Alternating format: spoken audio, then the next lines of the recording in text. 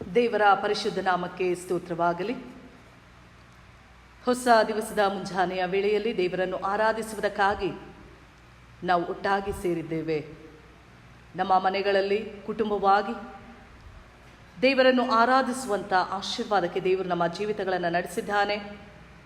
ದೇವರ ಸಾನ್ನಿಧ್ಯದಲ್ಲಿ ನಾವು ಮೌನವಾಗಿದ್ದು ದೇವರನ್ನು ಆರಾಧಿಸುವುದಕ್ಕಾಗಿ ನಮ್ಮನ್ನು ಸಿದ್ಧಪಡಿಸಿಕೊಳ್ಳೋಣ. ಪ್ರಾರ್ಥನೆ ಮಾಡೋಣ.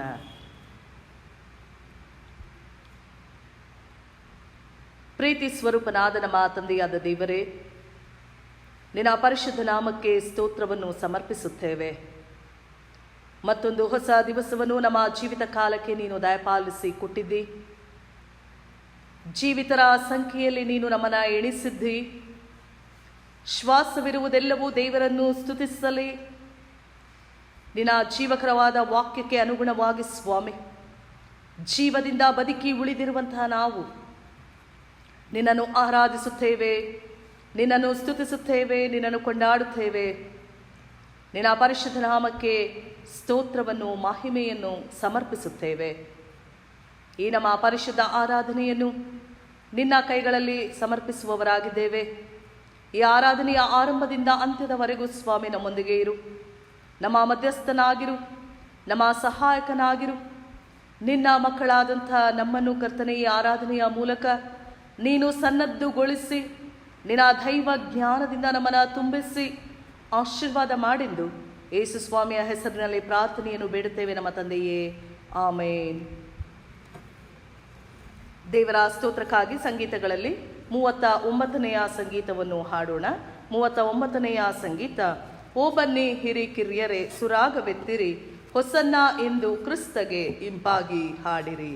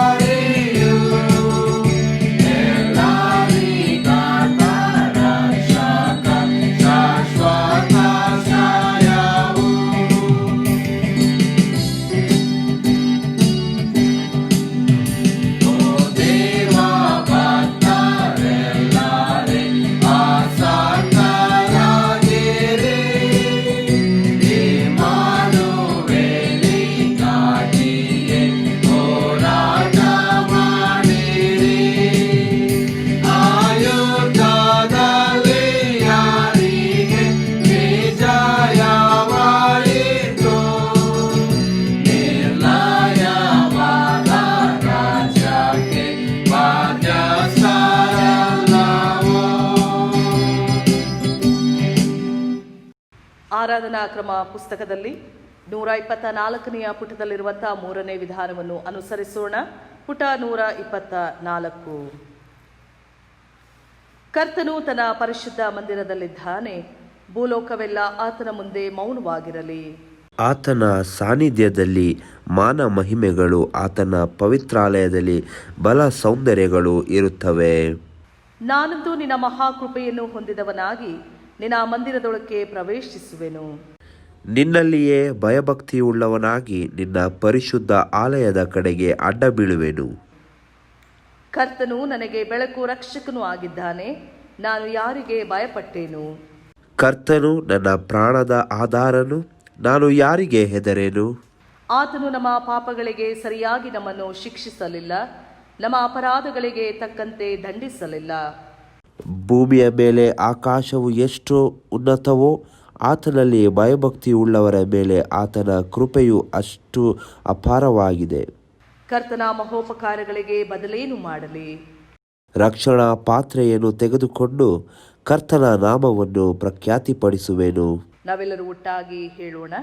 ಕರ್ತನೇ, ನನ್ನ ಶರಣನೇ, ನನ್ನ ವಿಮೋಚಕನೇ, ನನ್ನ ಮಾತುಗಳು, ನನ್ನ ಹೃದಯದ ಧ್ಯಾನವು ನಿನಗೆ ಸಮರ್ಪಕವಾಗಿರಲಿ. ಪ್ರಾರ್ಥನೆ ಮಾಡೋಣ.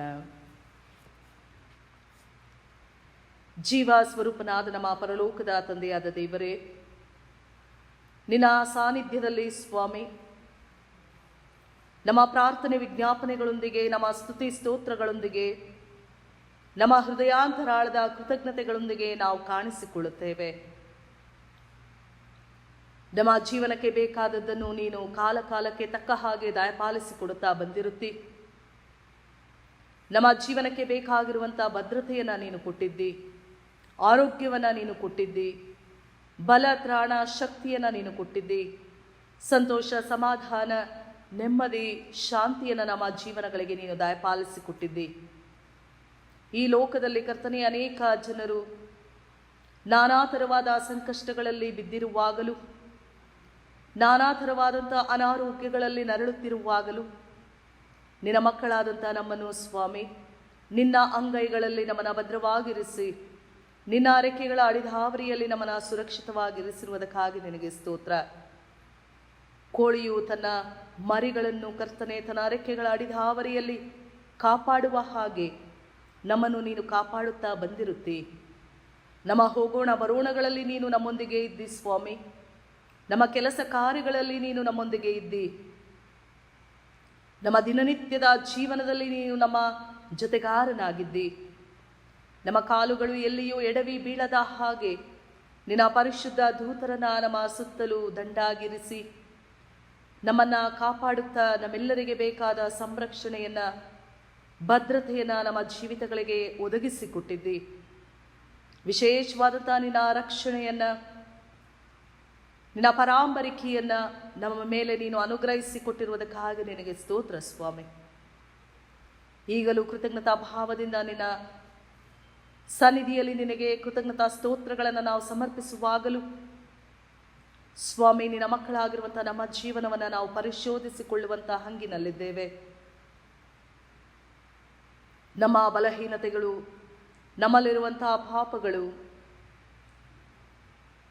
ಅನೇಕ ವೇಳೆ ಸ್ವಾಮಿ ನಾವು ನಿನ್ನಿಂದ ದೂರ ಉಳಿಯುವ ಹಾಗೆ ನಮ್ಮ ಜೀವನಗಳಲ್ಲಿ ಕಾರ್ಯ ಮಾಡುವಂಥವುಗಳಾಗಿವೆ. ನಿನ್ನ ಸಾನ್ನಿಧ್ಯದಲ್ಲಿ ಸ್ವಾಮಿ ನಮ್ಮ ಬಲಹೀನತೆಗಳನ್ನು, ನಮ್ಮಲ್ಲಿರುವಂತಹ ಪಾಪಗಳನ್ನು, ನಮ್ಮಲ್ಲಿರುವಂಥ ಅಶಕ್ತತೆಯನ್ನು ನಾವು ಒಪ್ಪಿಕೊಳ್ಳುತ್ತೇವೆ. ಹೀಗೆ ನಿನ್ನ ಸಾನ್ನಿಧ್ಯದಲ್ಲಿ ನಾವು ಮನಗುಂದಿದವರಾಗಿ ಪಶ್ಚಾತ್ತಾಪದಿಂದಲೂ ಕುಗ್ಗಿ ಹೋದ ಮನಸ್ಸಿನಿಂದಲೂ ಸ್ವಾಮಿ ನಾವು ಕಾಣಿಸಿಕೊಳ್ಳುವಂತೆ, ಅಪ್ಪ ತಂದೆಯೇ, ನಾವು ನಿನಗೆ ವಿರೋಧವಾಗಿ ಪಾಪ ಮಾಡಿದ್ದೇವೆ ಎಂಬುದಾಗಿ ಹೇಳಿ ನಮ್ಮ ಜೀವನಗಳನ್ನು ನಾವು ಕ್ರಮಪಡಿಸಿಕೊಳ್ಳುವಂತೆ ಈ ಆರಾಧನೆಯ ಮೂಲಕ ನಮಗೆ ಸಹಾಯ ಮಾಡೆಂದು ಯೇಸು ಸ್ವಾಮಿಯ ಹೆಸರಿನಲ್ಲಿ ಪ್ರಾರ್ಥನೆಯನ್ನು ಬೇಡುತ್ತೇವೆ ನಮ್ಮ ತಂದೆಯೇ, ಆಮೇನ್. ಪ್ರಿಯರೇ, ದೇವರ ಪರಿಶುದ್ಧ ಸಾನ್ನಿಧ್ಯದಲ್ಲಿ ನಮ್ಮನ್ನು, ನಮ್ಮ ಜೀವಿತಗಳನ್ನು ಪರಿಶೋಧಿಸಿಕೊಳ್ಳುವ ಹಾಗೆ ಕ್ಷಣಕಾಲ ನಾವು ಮೌನವಾಗಿರೋಣ.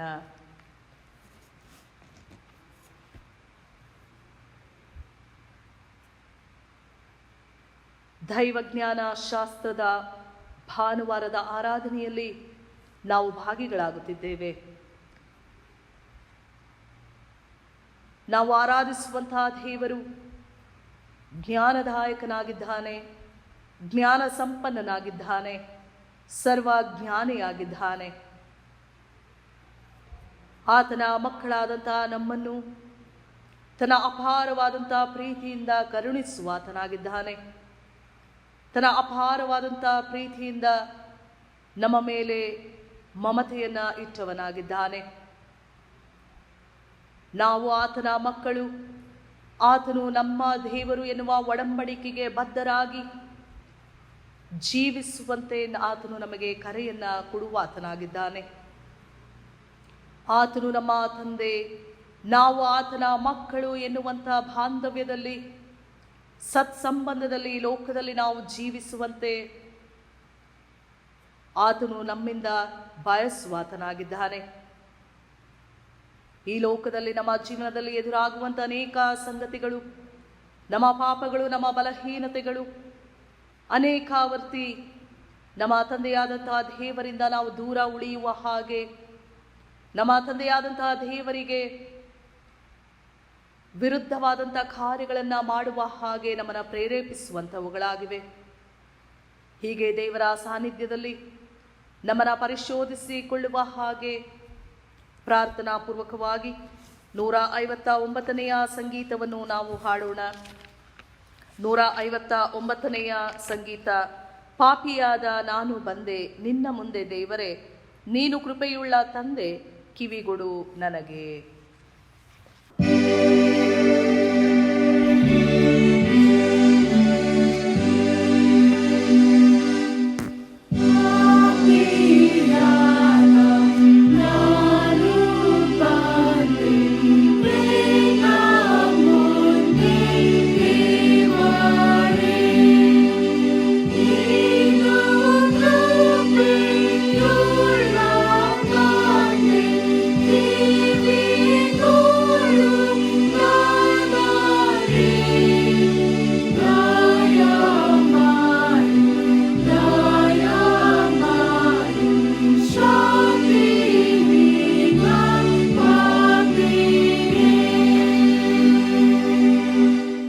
ನಮ್ಮನ್ನು ಪರಿಶೋಧಿಸಿಕೊಂಡವರಾಗಿ ನಾವೆಲ್ಲರೂ ನಮ್ಮ ಪಾಪಗಳನ್ನು ವಿನಯದೊಡನೆ ಅರಿಕೆ ಮಾಡೋಣ.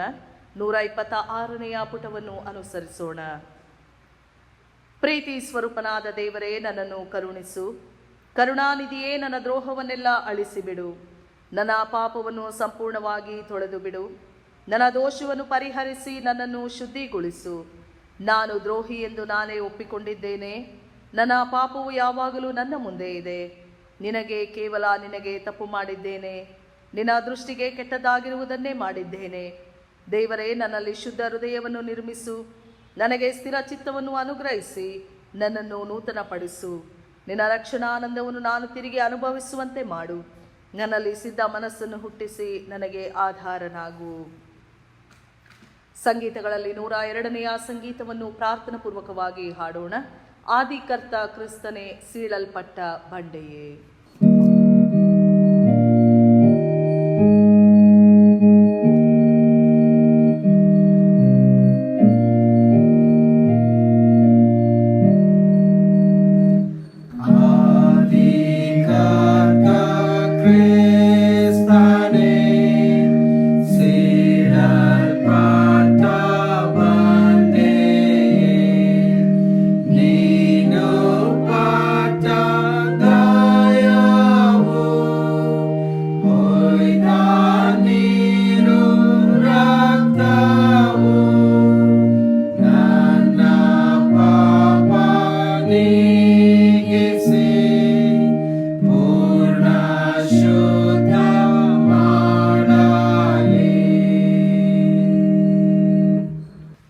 ಕೃಪಾಳು ಪ್ರಭುವೇ, ನಿನ್ನ ವಿಶ್ವಾಸಿಗಳಿಗೆ ಪಾಪಕ್ಷಮೆಯನ್ನು, ಶಾಂತಿಯನ್ನು ಅನುಗ್ರಹಿಸಿ ಅವರು ತಮ್ಮ ಎಲ್ಲ ಪಾಪಗಳಿಂದ ಶುದ್ಧೀಕರಣವನ್ನು ಹೊಂದಿ ಶಾಂತ ಚಿತ್ತರಾಗಿ ನಿನ್ನನ್ನು ಸೇವಿಸುವಂತೆ ದಯಪಾಲಿಸಬೇಕೆಂದು ನಮ್ಮ ಕರ್ತನಾದ ಯೇಸು ಕ್ರಿಸ್ತನ ಮುಖಾಂತರ ನಿನ್ನನ್ನು ಬೇಡಿಕೊಳ್ಳುತ್ತೇವೆ. ಆಮೇನ್. ಪ್ರಾರ್ಥನೆ ಮಾಡೋಣ. ಕ್ಷಮಾಭರಿತನಾದಂತಹ ದೇವರೇ, ನಿನ್ನ ಮಕ್ಕಳಾದಂತಹ ನಮ್ಮನ್ನ ಕನಿಕರಿಸಿ ನಮ್ಮನ್ನ ಕ್ಷಮಿಸಿರುವುದಕ್ಕಾಗಿ ನಾವು ನಿನಗೆ ಸ್ತೋತ್ರವನ್ನು ಸಲ್ಲಿಸುತ್ತೇವೆ. ಅನೇಕ ವಾರ್ತಿ ನಾವು ನಿನ್ನಿಂದ ದೂರ ಹೋದಾಗ್ಯೂ ಸ್ವಾಮಿ, ನಿನ್ನ ಹತ್ತಿರಕ್ಕೆ ಪುನಃ ಬರುವಂತೆ ನಮ್ಮನ್ನ ಕರೆಯುವಂಥ ಪ್ರೀತಿ ನಿನ್ನದು ಸ್ವಾಮಿ. ತಂದೆಯು ತನ್ನ ಮಕ್ಕಳನ್ನ ಕನಿಕರಿಸುವಂತೆ ನಮ್ಮನ್ನ ಕನಿಕರಿಸುವಂಥ ದೇವರಾಗಿದ್ದಿ. ತಾಯಿಯು ತನ್ನ ಮಕ್ಕಳ ಮೇಲೆ ಮಮತೆ ಇಡುವಂತೆ ನಮ್ಮ ಮೇಲೆ ಮಮತೆಯನ್ನು ಇಡುವಂಥ ದೇವರು ನೀನಾಗಿದ್ದಿ. ತಂದೆಯೋ ಪಾದಿಯಲ್ಲಿ, ತಾಯಿಯೋ ಪಾದಿಯಲ್ಲಿ ಸ್ವಾಮಿ, ನಮ್ಮನ್ನ ಪ್ರೀತಿ ಮಾಡುತ್ತಾ, ಸಲಹುತ್ತಾ, ಕನಿಕರಿಸುತ್ತಾ, ಕೈ ಹಿಡಿದು ಮುನ್ನಡೆಸುತ್ತಾ ಬಂದಿರುತ್ತಿ. ಈ ನಿನ್ನ ಅಪರಿಮಿತವಾದಂಥ ಪ್ರೀತಿಗಾಗಿ, ನಿನ್ನ ಕರುಣೆ, ಎಲ್ಲವುಗಳಿಗಾಗಿ ಸ್ವಾಮಿ ನಾವು ನಿನ್ನನ್ನು ವಂದಿಸಿ ಕೊಂಡಾಡುತ್ತೇವೆ. ನಿನ್ನ ಸಾನ್ನಿಧ್ಯದಲ್ಲಿ ಕರ್ತನೆ ನಮ್ಮನ್ನು ತಗ್ಗಿಸಿಕೊಂಡವರಾಗಿ, ನಿನ್ನಿಂದ ಕ್ಷಮೆಯನ್ನು ಪಡೆದುಕೊಂಡವರಾಗಿ ಸ್ವಾಮಿ ನೂತನ ಸೃಷ್ಟಿಗಳಾಗಿ ಈ ಲೋಕದಲ್ಲಿ ನಾವು ಜೀವಿಸುವಂತೆ ಈ ಆರಾಧನೆಯ ಮೂಲಕ ನೀನು ನಮಗೆ ಸಹಾಯ ಮಾಡೆಂದು ಯೇಸುವಿನ ಹೆಸರಿನಲ್ಲಿ ಪ್ರಾರ್ಥನೆಯನ್ನು ಬೇಡುತ್ತೇವೆ ನಮ್ಮ ತಂದೆಯೇ, ಆಮೇನ್. ಉತ್ತರ ಪ್ರತ್ಯುತ್ತರವಾಗಿ ಕೀರ್ತನ ಸಂಗ್ರಹದಿಂದ ಓದಿಕೊಳ್ಳೋಣ. ಕೀರ್ತನ ಸಂಗ್ರಹ. ಕೀರ್ತನೆಗಳು 119 ವಚನ 89ರಿಂದ 104ರವರೆಗೆ. ಕೀರ್ತನೆಗಳು 119 ವಚನ 89ರಿಂದ 104ರವರೆಗೆ. ಯೆಹೋವನೇ, ನಿನ್ನ ವಾಕ್ಯವು ಪರಲೋಕದಲ್ಲಿ ಶಾಶ್ವತವಾಗಿ ಸ್ಥಾಪಿಸಲ್ಪಟ್ಟದೆ. ನಿನ್ನ ಸತ್ಯತೆಯು ತಲತಲಾಂತರಕ್ಕೂ ಇರುವುದು. ನೀನು ಭೂಮಿಯನ್ನು ಸ್ಥಾಪಿಸುತ್ತಿ, ಅದು ಕದಲುವುದಿಲ್ಲ. ನಿನ್ನ ವಿಧಿಗಳಿಗನುಸಾರವಾಗಿ ಅವು ಇಂದಿನವರೆಗೂ ಸ್ಥಿರವಾಗಿ ನಿಂತಿರುತ್ತವೆ. ಯಾಕೆಂದರೆ ಸರ್ವ ವಸ್ತುಗಳು ನಿನ್ನನ್ನು ಸೇವಿಸುತ್ತವೆ. ನಿನ್ನ ಧರ್ಮಶಾಸ್ತ್ರವು ನನಗೆ ಆನಂದಕರವಾಗದಿದ್ದರೆ ನನಗೊದಗಿದ ಆಪತ್ತಿನಲ್ಲಿ ಹಾಳಾಗಿ ಹೋಗುತ್ತಿದ್ದೆನು. ನಾನು ನಿನ್ನ ನೇಮಗಳನ್ನು ಎಂದಿಗೂ ಮರೆಯುವುದಿಲ್ಲ. ಅವುಗಳಿಂದಲೇ ನನ್ನನ್ನು ಬದುಕಿಸಿದ್ದಿ. ನಾನು ನಿನ್ನನ್ನು ರಕ್ಷಿಸು, ನಿನ್ನ ನೇಮಗಳಲ್ಲಿ ಆಸಕ್ತನಾಗಿದ್ದೇನಲ್ಲ. ದುಷ್ಟರು ನನ್ನನ್ನು ಸಂಹರಿಸಬೇಕೆಂದು ಹಂಚಿ ನೋಡುತ್ತಾರೆ. ನಾನು ನಿನ್ನ ಕಟ್ಟಳೆಗಳನ್ನೇ ಲಕ್ಷಿಸಿಕೊಂಡಿರುವೆನು. ಎಲ್ಲ ಸಂಪೂರ್ಣತೆಗೂ ಮೇರೆಯುಂಟೆಂದು ಬಲ್ಲೆನು, ಆದರೆ ನಿನ್ನ ಆಜ್ಞಾಶಾಸನವು ಅಪಾರವಾದದ್ದು. ನಿನ್ನ ಧರ್ಮಶಾಸ್ತ್ರವು ನನಗೆ ಎಷ್ಟೋ ಪ್ರಿಯವಾಗಿದೆ. ದಿನವೆಲ್ಲ ಅದೇ ನನ್ನ ಧ್ಯಾನ. ನಿನ್ನ ಆಜ್ಞೆಗಳ ಮೂಲಕ ನನ್ನ ವೈರಿಗಳಿಗಿಂತ ಬುದ್ಧಿವಂತನಾಗಿದ್ದೇನೆ. ಸದಾಕಾಲವೂ ಅವೇ ನನಗಿವೆ. ನಿನ್ನ ಕಟ್ಟಳೆಗಳು ನನ್ನ ಧ್ಯಾನವಾಗಿರುವುದರಿಂದ ನನ್ನ ಉಪಾಧ್ಯಾಯರಿಗಿಂತ ಜ್ಞಾನಿಯಾಗಿದ್ದೇನೆ. ನಿನ್ನ ನೇಮಗಳನ್ನು ಕೈಕೊಂಡಿರುವುದರಿಂದ ಹಿರಿಯರಿಗಿಂತ ವಿವೇಕಿಯಾಗಿದ್ದೇನೆ. ನಿನ್ನ ವಾಕ್ಯವನ್ನೇ ಅನುಸರಿಸಬೇಕೆಂದು ನನ್ನ ಕಾಲುಗಳನ್ನು ಯಾವ ಕೆಟ್ಟ ದಾರಿಗೂ ಹೋಗದಂತೆ ಕಾದಿದ್ದೇನೆ. ನಾನು ನಿನ್ನ ವಿಧಿಗಳಿಂದ ಸ್ವಲ್ಪವೂ ತಪ್ಪಿ ಹೋಗಲಿಲ್ಲ, ಯಾಕಂದರೆ ನೀನು ನನ್ನನ್ನು ಬೋಧಿಸಿದಿ. ನಿನ್ನ ನುಡಿಗಳು ನನ್ನ ನಾಲಿಗೆಗೆ ಎಷ್ಟೋ ರುಚಿಯಾಗಿವೆ.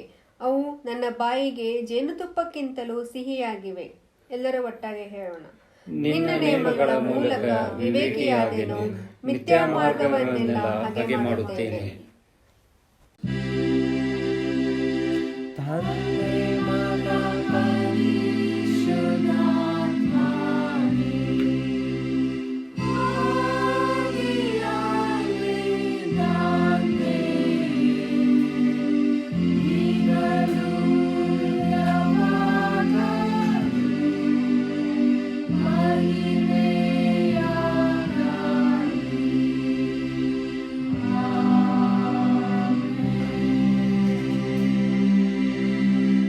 ಈ ಪರಿಶುದ್ಧ ಆರಾಧನೆಗೆ ನೇಮಕವಾಗಿರುವಂಥ ಮೊದಲನೆಯ ಮತ್ತು ಎರಡನೆಯ ವೇದ ಪಾರಾಯಣವನ್ನು ಓದಿ ಕೇಳೋಣ. ಹಳೆ ಒಡಂಬಡಿಕೆ ಮತ್ತು ಪತ್ರಿಕೆಯ ವೇದ ಭಾಗ. ನಮ್ಮ ಮೊದಲನೇ ಪಾರಾಯಣಕ್ಕಾಗಿ ಆರಿಸಿಕೊಂಡ ವೇದ ಭಾಗವು ಧರ್ಮೋಪದೇಶ ಕಾಂಡ 6ನೇ ಅಧ್ಯಾಯ ವಚನ 1ರಿಂದ 17. Deuteronomy chapter 6 versus 1-17. ಯೆಹೋವನೊಬ್ಬನೇ ದೇವರೆಂಬ ಧರ್ಮೋಪದೇಶದ ಮೂಲ ಸೂತ್ರ ವಿಷಯ. ನೀವು ಹೊಳೆ ದಾಟಿ ಸ್ವತಂತ್ರಿಸಿಕೊಳ್ಳುವ ದೇಶದಲ್ಲಿ ಅನುಸರಿಸುವುದಕ್ಕಾಗಿ ನಿಮಗೆ ಬೋಧಿಸಬೇಕೆಂದು ನಿಮ್ಮ ದೇವರಾದ ಯೆಹೋವನು ನನಗೆ ಆಜ್ಞಾಪಿಸಿದ ಧರ್ಮೋಪದೇಶವು ವಿಧಿ ನಿರ್ಣಯಗಳನ್ನು ಇವೆ. ನೀವು ನಿಮ್ಮ ಪುತ್ರ ಪೌತ್ರಾದಿ ಸಂತತಿ ಅವರು ಜೀವಮಾನದಲ್ಲೆಲ್ಲ ನಿಮ್ಮ ದೇವರಾದ ಯೆಹೋವನಲ್ಲಿ ಭಯಭಕ್ತಿಯುಳ್ಳವರಾಗಿದ್ದುಕೊಂಡು ನಾನು ಈಗ ಬೋಧಿಸುವ ಆತನ ವಿಧಿ ನಿರ್ಣಯಗಳನ್ನೆಲ್ಲ ಅನುಸರಿಸಬೇಕೆಂದು ನೀವು ಬಹುಕಾಲ ಬಾಳಬೇಕೆಂದು ಇವುಗಳನ್ನು ಆಜ್ಞಾಪಿಸಿದ್ದಾನೆ. ಆದದರಿಂದ ಇಸ್ರಾಯೇಲಿಯರೇ, ನಿಮ್ಮ ಪಿತೃಗಳ ದೇವರಾದ ಯೆಹೋವನು ವಾಗ್ದಾನ ಮಾಡಿದ ಪ್ರಕಾರ ಹಾಲು ಜೇನು ಹರಿಯುವ ಆ ದೇಶದಲ್ಲಿ ನಿಮಗೆ ಶುಭ ಉಂಟಾಗುವುದಕ್ಕೂ ನೀವು ಬಹಳವಾಗಿ ಹೆಚ್ಚುವುದಕ್ಕೂ ಆ ಆಜ್ಞೆಗಳನ್ನು ಲಕ್ಷ್ಯವಿಟ್ಟು ಕೇಳಿ ಅನುಸರಿಸಲೇಬೇಕು. ಇಸ್ರಾಯೇಲ್ಯರೇ, ಕೇಳಿರಿ. ನಮ್ಮ ದೇವರಾದ ಯೆಹೋವನು ಒಬ್ಬನೇ ದೇವರು. ನೀವು ನಿಮ್ಮ ದೇವರಾದ ಯೆಹೋವನನ್ನು ಪೂರ್ಣ ಹೃದಯದಿಂದಲೂ ಪೂರ್ಣ ಪ್ರಾಣದಿಂದಲೂ ಪೂರ್ಣ ಶಕ್ತಿಯಿಂದಲೂ ಪ್ರೀತಿಸಬೇಕು. ನಾನು ಈಗ ನಿಮಗೆ ತಿಳಿಸುವ ಮಾತುಗಳು ನಿಮ್ಮ ಹೃದಯದಲ್ಲಿರಬೇಕು. ಇವುಗಳನ್ನು ನಿಮ್ಮ ಮಕ್ಕಳಿಗೆ ಅಭ್ಯಾಸ ಮಾಡಿಸಿ. ಮನೆಯಲ್ಲಿ ಕೂತಿರುವಾಗಲೂ, ದಾರಿ ನಡೆಯುವಾಗಲೂ, ಮಲಗುವಾಗಲೂ, ಏಳುವಾಗಲೂ ಇವುಗಳ ವಿಷಯದಲ್ಲಿ ಮಾತಾಡಬೇಕು. ಇವುಗಳನ್ನು ಜ್ಞಾಪಕಾರ್ಥಕವಾಗಿ ಕೈಗೆ ಕಟ್ಟಿಕೊಳ್ಳಬೇಕು. ಇವು ಹಣೆಗೆ ಕಟ್ಟಿಕೊಳ್ಳುವ ಜ್ಞಾಪಕದ ಪಟ್ಟಿಯಂತೆ ಇರಬೇಕು. ನಿಮ್ಮ ಮನೆ ಬಾಗಿಲಿನ ನಿಲುವು ಪಟ್ಟಿಗಳಲ್ಲಿಯೂ ತಲೆಬಾಗಲಗಳ ಮೇಲೆಯೂ ಇವುಗಳನ್ನು ಬರೆಯಬೇಕು. ನಿಮ್ಮ ದೇವರಾದ ಯೆಹೋವನು ನಿಮ್ಮ ಪಿತೃಗಳಾದ ಅಬ್ರಹಾಂ, ಈಸಾಕ್, ಯಾಕೋಬರಿಗೆ ಪ್ರಮಾಣ ಮಾಡಿಕೊಟ್ಟ ದೇಶದಲ್ಲಿ ನಿಮ್ಮನ್ನು ಸೇರಿಸಿದಾಗ ನೀವು ಕಟ್ಟದ ಒಳ್ಳೆಯ ದೊಡ್ಡ ಪಟ್ಟಣಗಳನ್ನು, ನೀವು ಕೂಡಿಸದ ಉತ್ತಮ ವಸ್ತುಗಳಿಂದ ತುಂಬಿದ ಮನೆಗಳನ್ನು, ನೀವು ಅಗಿಯದ ನೀರು ಗುಂಡಿಗಳನ್ನು, ನೀವು ಬೆಳೆಸದ ದ್ರಾಕ್ಷಾ ತೋಟಗಳನ್ನು, ಎಣ್ಣೆ ಮರಗಳನ್ನು ಅನುಭವಿಸುತ್ತಾ ತೃಪ್ತರಾಗಿರುವಾಗ ಐಗುಪ್ತ ದೇಶದಲ್ಲಿ ದಾಸರಾಗಿದ್ದ ನಿಮ್ಮನ್ನು ಬಿಡುಗಡೆ ಮಾಡಿದ ಯೆಹೋವನನ್ನು ಮರೆಯಬಾರದು. ನೋಡಿರಿ, ನಿಮ್ಮ ದೇವರಾದ ಯೆಹೋವನಲ್ಲಿಯೇ ಭಯಭಕ್ತಿಯುಳ್ಳವರಾಗಿರಬೇಕು. ಆತನನ್ನೇ ಸೇವಿಸಬೇಕು. ಆತನ ಹೆಸರು ಹೇಳಿ ಪ್ರಮಾಣ ಮಾಡಬೇಕು. ಸುತ್ತಲಿರುವ ಜನಾಂಗಗಳು ಸೇವಿಸುವ ದೇವರುಗಳನ್ನು ನೀವು ಆರಾಧಿಸಬಾರದು. ನಿಮ್ಮ ಮಧ್ಯದಲ್ಲಿರುವ ನಿಮ್ಮ ದೇವರಾದ ಯೆಹೋವನು ತನಗೆ ಸಲ್ಲಬೇಕಾದ ಗೌರವವನ್ನು ಇನ್ನೊಬ್ಬನಿಗೆ ಗೊಡಿಸದ ದೇವರು. ಆತನು ನಿಮ್ಮ ಮೇಲೆ ಕೋಪಗೊಂಡರೆ ನಿಮ್ಮನ್ನು ಭೂಮಿಯ ಮೇಲೆ ಉಳಿಯದಂತೆ ನಾಶ ಮಾಡನು. ನೀವು ಮಸ್ಸದಲ್ಲಿ ನಿಮ್ಮ ದೇವರಾದ ಯೆಹೋವನನ್ನು ಪರೀಕ್ಷಿಸಿದಂತೆ ಇನ್ನು ಮುಂದೆ ಮಾಡಬೇಡಿರಿ. ನಿಮ್ಮ ದೇವರಾದ ಯೆಹೋವನು ನಿಮಗೆ ನೇಮಿಸಿದ ಆಜ್ಞಾವಿಧಿ ನಿರ್ಣಯಗಳನ್ನು ಅನುಸರಿಸಲೇಬೇಕು. ಆಮೇನ್.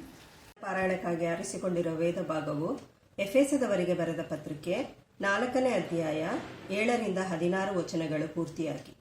ಎಫೆಸದವರಿಗೆ ಬರೆದ ಪತ್ರಿಕೆ 4ನೇ ಅಧ್ಯಾಯ 7ರಿಂದ 16 ವಚನಗಳು ಪೂರ್ತಿಯಾಗಿ. ದೇವರ ವಾಕ್ಯವನ್ನು ಕೇಳೋಣ. ಆದರೆ ಕ್ರಿಸ್ತನು ನಮ್ಮಲ್ಲಿ ಒಬ್ಬೊಬ್ಬನಿಗೆ ಅನುಗ್ರಹಿಸಿದ ಪ್ರಕಾರವೇ ಅವನವನಿಗೆ ಕೃಪಾವರವು ದೊರಕಿದೆ.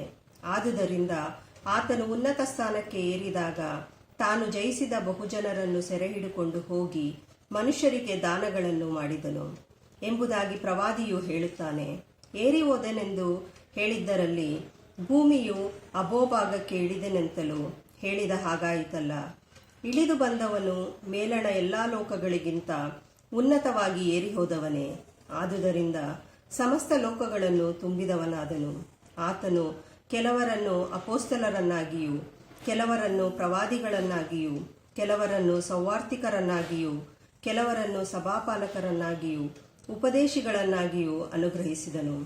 ನಾವೆಲ್ಲರೂ ನಂಬಿಕೆಯಿಂದಲೂ ದೇವಕುಮಾರನ ವಿಷಯವಾದ ಜ್ಞಾನದಿಂದಲೂ ಉಂಟಾಗುವ ಐಕ್ಯವನ್ನು ಹೊಂದಿ ಪ್ರವೀಣತೆಗೆ ಬಂದವರಾಗಿ ಕ್ರಿಸ್ತನ ಪರಿಪೂರ್ಣತೆ ಎಂಬ ಪ್ರಮಾಣವನ್ನು ಮುಟ್ಟುವ ತನಕ ದೇವಜನರನ್ನು ಯೋಗ್ಯ ಸ್ಥಿತಿಗೆ ತರುವ ಕೆಲಸಕ್ಕೋಸ್ಕರವೂ, ಸಭೆಯ ಸೇವೆಗೋಸ್ಕರವೂ, ಕ್ರಿಸ್ತನ ದೇಹದ ಆಗುವುದಕ್ಕೋಸ್ಕರವೂ ಆತನು ಇವರನ್ನು ಅನುಗ್ರಹಿಸಿದನು. ನಾವು ಇನ್ನು ಮೇಲೆ ಕೂಸುಗಳಾಗಿರಬಾರದು, ದುರ್ಜನರ ವಂಚನೆಗೂ ದುರ್ಬೋಧಕರ ಕುಯುಕ್ತಿಗೂ ಒಳಬಿದ್ದು ನಾನಾ ಉಪದೇಶಗಳಿಂದ ಕಂಗೆಟ್ಟು ಗಾಳಿಯಿಂದ ಅತ್ತಿತ್ತ ನೂಕಿಸಿಕೊಂಡು ಹೋಗುವವರ ಹಾಗಿರಬಾರದು. ಪ್ರೀತಿಯಿಂದ ಸತ್ಯವನ್ನನುಸರಿಸುತ್ತಾ ಬೆಳೆದು ಎಲ್ಲ ವಿಷಯಗಳಲ್ಲಿಯೂ ಕ್ರಿಸ್ತನ ಐಕ್ಯವನ್ನು ಹೊಂದುತ್ತಾ ಬರಬೇಕು. ಆತನೇ ಶಿರಸ್ಸು, ದೇಹವೆಲ್ಲ ಆತನ ದೊರೆತನದಲ್ಲಿದ್ದು ತನ್ನಲ್ಲಿರುವ ಎಲ್ಲ ನರಗಳಿಂದ ಬಿಗಿಯಾಗಿ ಜೋಡಿಸಲ್ಪಟ್ಟು ಪ್ರತಿ ಅಂಗದಿಂದ ಅದರದರ ಶಕ್ತಿಯ ಪ್ರಕಾರ ಸಹಾಯ ಹೊಂದಿ ಪ್ರೀತಿಯಿಂದ ಐಕ್ಯವಾಗಿದ್ದು ಕ್ಷೇಮಾಭಿವೃದ್ಧಿಯನ್ನು ಹೊಂದುತ್ತದೆ ಎಂಬುದೇ. ಮೂರನೆಯ ವೇದ ಪಾರಾಯಣವನ್ನು ಈಗ ಓದಿ ಕೇಳೋಣ. ಸುವಾರ್ಥ ಭಾಗ. ಈ ಶುಭ ಭಾನುವಾರದ ಆರಾಧನೆಗಾಗಿ ಆರಿಸಿಕೊಂಡಿರುವ ಮೂರನೆಯ ವೇದ ಭಾಗವು ಶ್ರೀ ಮತ್ತಾಯನು ಬರೆದ ಸುವಾರ್ತೆ 7ನೇ ಅಧ್ಯಾಯ 24ರಿಂದ 29 ವಚನಗಳು ಪೂರ್ತಿಯಾಗಿ.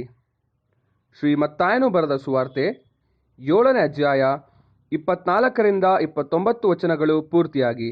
ದೇವರ ವಾಕ್ಯವನ್ನು ಕೇಳೋಣ. ಆದದ್ದರಿಂದ ಈ ನನ್ನ ಮಾತುಗಳನ್ನು ಕೇಳಿ ಅವುಗಳಂತೆ ನಡೆಯುವವನು ಬಂಡೆಯ ಮೇಲೆ ಮನೆಯನ್ನು ಕಟ್ಟಿಕೊಂಡ ಬುದ್ಧಿಯುಳ್ಳ ಮನುಷ್ಯನನ್ನು ಹೋಲುವನು. ಕಟ್ಟಿದ ಮೇಲೆ ಮಳೆ ಸುರಿಯಿತು, ಹಳ್ಳಗಳೂ ಬಂದವು, 4 ಕಡೆಯಿಂದ ಗಾಳಿ ಬೀಸಿ ಆ ಮನೆಗೆ ಬಡಿಯಿತು. ಆದಾಗ್ಯೂ ಅದರ ಅಸ್ತಿವಾರವು ಬಂಡೆಯ ಮೇಲಿದ್ದುದರಿಂದ ಅದು ಬೀಳಲಿಲ್ಲ. ಆದರೆ ಈ ನನ್ನ ಮಾತುಗಳನ್ನು ಕೇಳಿಯೂ ಅವುಗಳಂತೆ ನಡೆಯದ ಪ್ರತಿಯೊಬ್ಬನು ಉಸುಬಿನ ಮೇಲೆ ಮನೆಯನ್ನು ಕಟ್ಟಿಕೊಂಡ ಬುದ್ಧಿಹೀನ ಮನುಷ್ಯನನ್ನು ಹೋಲುವನು. ಕಟ್ಟಿದ ಮೇಲೆ ಮಳೆ ಸುರಿಯಿತು, ಹಳ್ಳಗಳೂ ಬಂದವು, 4 ಕಡೆಯಿಂದ ಗಾಳಿ ಬೀಸಿ ಆ ಮನೆಗೆ ಹೊಡೆಯಿತು. ಆಗ ಅದು ಧಡುಮ್ಮನೆ ಕಡಿದುಕೊಂಡು ಬಿತ್ತು. ಯೇಸು ಈ ಮಾತುಗಳನ್ನು ಹೇಳಿ ಮುಗಿಸಿದ ಮೇಲೆ ಆ ಜನರ ಗುಂಪುಗಳು ಆತನ ಉಪದೇಶಕ್ಕೆ ಅತ್ಯಾಶ್ಚರ್ಯಪಟ್ಟವು. ಯಾಕೆಂದರೆ ಆತನು ಅವರ ಶಾಸ್ತ್ರಿಗಳಂತೆ ಉಪದೇಶ ಮಾಡದೆ ಅಧಿಕಾರವಿದ್ದವನಂತೆ ಅವರಿಗೆ ಉಪದೇಶ ಮಾಡುತ್ತಿದ್ದನು ಎಂಬುದೇ. ದೇವರು ಈ ವಾಕ್ಯಗಳನ್ನು ಆಶೀರ್ವದಿಸಲಿ.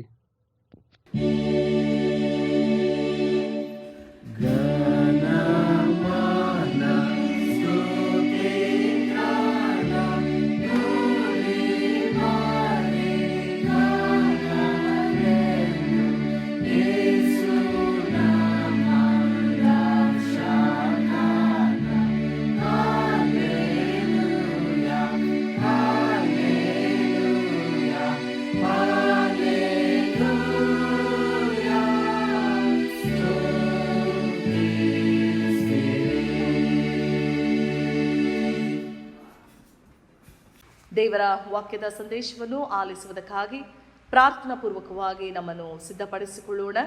ಯಾವಾಗಲೂ ಕರ್ತನಲ್ಲಿ ಸಂತೋಷಿಸಿರಿ, ಸಂತೋಷ ಪಡಿರಿ ಎಂದು ತಿರುಗಿ ಹೇಳುತ್ತೇನೆ. ದೇವರ ಸಮ್ಮುಖದಲ್ಲಿ ಕಳೆಯುವಂಥ ಸಮಯ ಅದು ಬಹಳ ವಿಶೇಷವಾದದ್ದು. ದೇವರ ವಾಕ್ಯವನ್ನು ಆಲಿಸುವಾಗ, ದೇವರ ವಾಕ್ಯವನ್ನು ಧ್ಯಾನ ಮಾಡುವಾಗ ನಾವು ಆತನ ಮಕ್ಕಳಾಗುವಂಥ ಭಾಗ್ಯವನ್ನು ದೇವರು ನಮಗೆ ಕೊಡುವಾತನಾಗಿದ್ದಾನೆ. ಹೀಗೆ ಸಂತೋಷದಿಂದ ಯಾವಾಗಲೂ ಕರ್ತನಲ್ಲಿ ಸಂತೋಷಿಸಿರಿ ಹಾಡನ್ನು ಹಾಡೋಣ.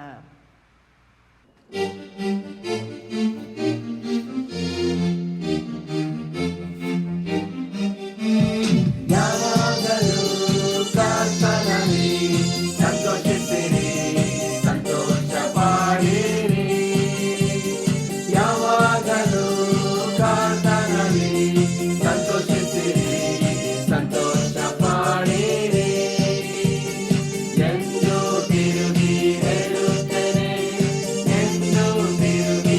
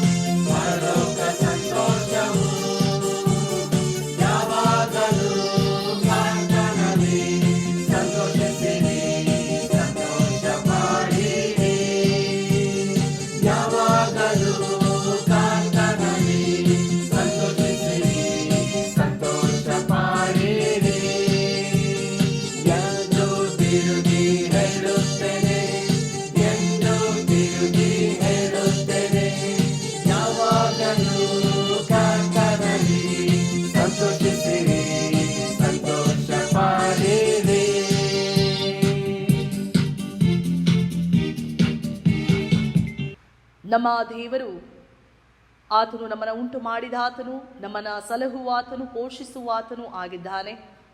ಕುಂಬಾರನ ಕೈಗಳಲ್ಲಿರುವಂಥ ಜೇಡಿಮಣ್ಣಿನ ಹಾಗೆ ನಾವು ಇದ್ದೇವೆ. ಈ ಲೋಕದಲ್ಲಿ ಕೆಲಸಕ್ಕೆ ಬಾರದಂಥ ಪಾತ್ರೆಯಾಗಿ ನಾವು ಇರದ ಹಾಗೆ ಉಪಯೋಗಕ್ಕೆ ಬರುವಂಥ ಜೀವಿತವನ್ನು ನಾವು ಜೀವಿಸುವಂಥ ಕೃಪೆಗೆ ಸ್ವಾಮಿ ನಮ್ಮನ್ನು ನೀನು ನಡೆಸು. ನಿನ್ನ ಕೈಗಳಿಗೆ ನಮ್ಮ ಜೀವಿತಗಳನ್ನು ನಾವು ಸಮರ್ಪಿಸಿಕೊಡುತ್ತೇವೆ ಎಂಬುದಾಗಿ ಕುಂಬಾರನೇ ಕುಂಬಾರನೇ ಸೃಷ್ಟಿಯ ಕರ್ತನೆ ಎಂಬುದಾಗಿ ನಾವು ಹಾಡೋಣ.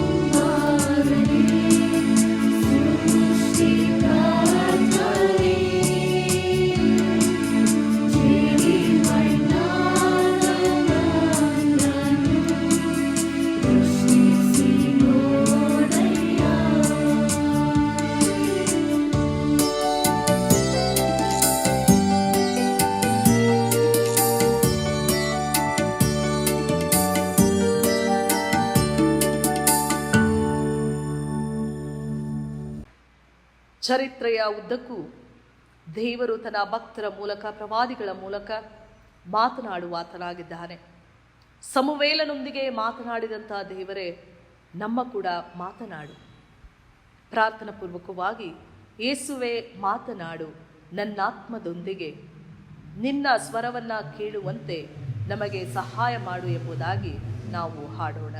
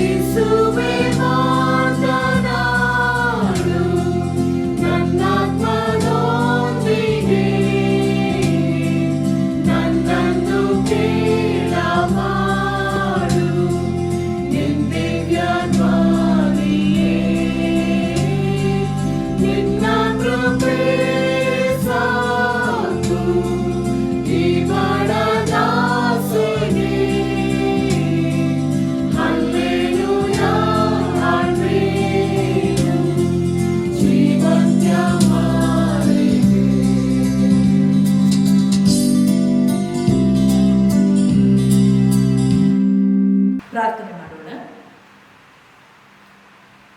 ಸ್ವಾಮಿ, ನಾವು ನಿನ್ನನ್ನು ಬಿಟ್ಟು ಇನ್ಯಾರ ಬಳಿಗೆ ಹೋಗೋಣ?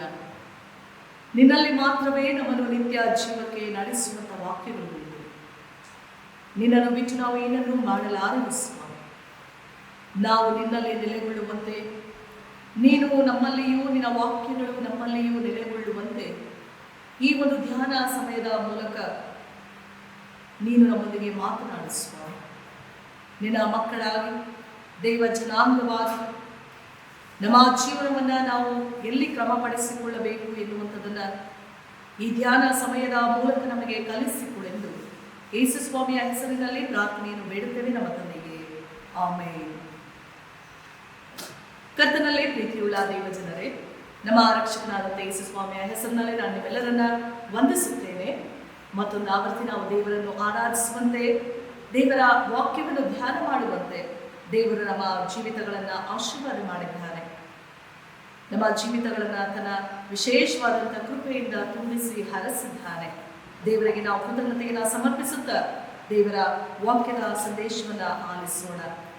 ಕರ್ತನಲ್ಲಿ ಪ್ರೀತಿಯುಳ್ಳ ದೇವ ಜನರೇ, ಓದಿ ಕೇಳಿದಂಥ 3 ವಾಕ್ಯ ಭಾಗಗಳು ಪ್ರಾಮುಖ್ಯವಾಗಿ ಈ ದಿನದಲ್ಲಿ ನಮಗೆ ಕೊಡುವಂಥ ಸಂದೇಶ ಏನಂತಂದರೆ, ದೇವ ಜನಾಂಗವಾಗಿರುವಂತಹ ನಾವು ಸನ್ನದ್ಧಗೊಳ್ಳಬೇಕು ಎನ್ನುವಂಥ ಸಂದೇಶ.